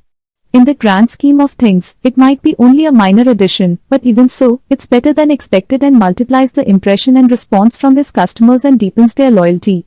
In a world where most things don't meet expectations, you can significantly accelerate your results and stand out from the pack by doing better than expected. I like the boldness of what Robert Schuller told us in his Success feature, December 2008, I say no idea is worthwhile if it doesn't start with wow. Nordstrom is famous for this standard. When it comes to customer service, they always strive to do better than expected. Nordstrom has been known to take back an item that a customer bought more than a year ago, without a receipt, and in some cases purchased at a different store. Why would they do that? Because they know exceeding expectations builds trust and creates customer loyalty. As a result, they've developed an extraordinary reputation that continues to attract attention. After all, I'm reminding you of it here. The multiplier keeps growing. I challenge you to adopt these philosophies in your own life, in your daily habits, disciplines, and routines. Giving a little more time, energy, or thought to your efforts won't just improve your results, it will multiply them. It takes very little extra to be extraordinary. In all areas of your life, look for the multiplier opportunities where you can go a little further, push yourself a little harder, last a little longer, prepare a little better, and deliver a little bit more. Where can you do better and more than expected? When can you do the totally unexpected? Find as many opportunities for wow, and the level and speed of your accomplishments will astonish you. And everyone else around you. The compound effect, work for you. Summary action steps. When do you hit your moments of truth, for example, making prospecting calls, exercising, communicating with your spouse or kids? Identify so you know when to push through to find new growth and where you can separate yourself from others and your old self. Find 3 areas in your life where you can do extra, for example, weightlifting reps, calls, recognition, sentiments of appreciation, etc. Identify 3 areas in your life where you can beat expectations. Where and how can you create wow moments? Identify 3 ways you can do the unexpected. Where can you differentiate from what is common, normal, or expected? Conclusion. Learning without execution is useless. I didn't write this book for my own amusement, this is hard work, or even to simply motivate you. Motivation without action leads to self-delusion. As I said in the introduction, the compound effect and the results it will manifest in your life are the real deal. Never again will you wish and hope that success will find you. The compound effect is a tool that, when combined with consistent, positive action, will make a real and lasting difference in your life. Let this book and its philosophy become your guide. Let the ideas and success strategies sink in and produce genuine, tangible, measurable outcomes for you. Whenever you realize small, seemingly innocuous poor habits have crept back into your life, take out this book. Whenever you fall off the wagon of consistency, take out this book. Whenever you want to reignite your motivation and bolster your why power, take out this book. Every time you read this book, it entices Big Mo to pay a visit to your life. Let me share with you what motivates me. My core value in life is significance. My desire is to make a positive difference in other people's lives. So to accomplish my goals, I need you to accomplish yours. It is your testimonial of life-changing results that I'm after. I want to receive your email or letter, or have you stop me in the airport next year, or even 5 or 10 years from now, to tell me about the incredible results you've realized because of ideas you gained from this book. Only then will I know I have accomplished my goals, my objectives, that I am living up to my core values in life. For you to get those results, and me, my testimonial, I know you have to take immediate action on your new insights and knowledge. Ideas uninvested are wasted. I don't want that to happen. It's now time to act on your new convictions. You now have the power, and I expect you to seize it. You are ready to make dramatic improvements, right? Of course, the obvious answer is yes. But you know by now that saying you're ready to make the necessary changes and actually making them isn't the same thing. To get different results, you're going to have to do things differently. No matter where you are, or what year it is when you find this book, if I could, I'd ask you these simple questions. Look back on your life 5 years ago. Are you now where you thought you'd be 5 years later? Have you achieved the success and happiness you set out to achieve? Have you kicked the bad habits you had vowed to kick? Are you in the shape you wanted to be? Do you have the cushy income, the enviable lifestyle, and the personal freedom you expected? Do you have the vibrant health, abundant loving relationships, and the world-class skills you'd intended to have by this point in your life? If not, why? Simple choices. It's time to make a new choice. Choose to not let the next 5 years be a continuum of the last. Choose to change your life, once and for all. Let's make the next 5 years of your life fantastically different than the last 5. My hope is that you've now removed your blinders. You know the truth about what it takes to earn success. You've got no more excuses. Like me, you too will refuse to be fooled by the latest gimmicks or become distracted by quick fix enticements. You will stay focused on the simple but profound disciplines that will lead you in the direction of your desires. You know that success isn't easy or overnight. You understand that when you're committed to making moment-to-moment positive choices, despite the lack of visible or instant results, the compound effect will catapult you to heights that will astound you, bewilder your friends, family, and your competition. When you hold true to your why power and stay consistent with your new behaviors and habits, momentum will carry you swiftly forward. And then, together, with that momentum and consistent, positive action, it will be impossible for the next 5 years to be more of the same. On the contrary, when you put the compound effect to work for you, you will experience a success I'm willing to bet you currently cannot imagine. It will be incredible. I have one more valuable success principle to pass along to you. Whatever I want in life, I found that the best way to get it is to focus my energy on giving to others. If I want to boost my confidence, I look for ways to help someone else feel more confident. If I want to feel more hopeful, positive, and inspired, I try to infuse that in someone else's day. If I want more success for myself, the fastest way to get it is to go about helping someone else obtain it. The ripple effect of helping others and giving generously of your time and energy is that you become the biggest beneficiary of your personal philanthropy. As a first simple and small step I'd like you to take in improving the trajectory of your life, I ask you to try this philosophy in your own life. If you found value in this book, if it's helped you in any way, consider giving a copy to 5 people whom you care about and want greater success for. The recipients could be relatives, friends, team members, vendors, your favorite local small business owner, or someone you just met and would like to make a marked difference in their life. Their life. I know this sounds like it benefits me, but it does. Remember, I am after success testimonials. My goal is to make a difference in millions of people's lives, but to do that, I need your help. But I promise you this, ultimately, it will be you who benefits the most. You're helping someone else find the ideas to gain greater success is the first step toward exercising them in your own life. At the same time, you could make a marked difference in the life of someone else. This book could forever alter the course of someone's life. And it could be you who gives it to them. Without you, they might not ever find it. Write down the 5 people you will give a copy of this book to. Thank you for honoring me with your valuable time. I look forward to reading your success story. To your success. Darren Hardy.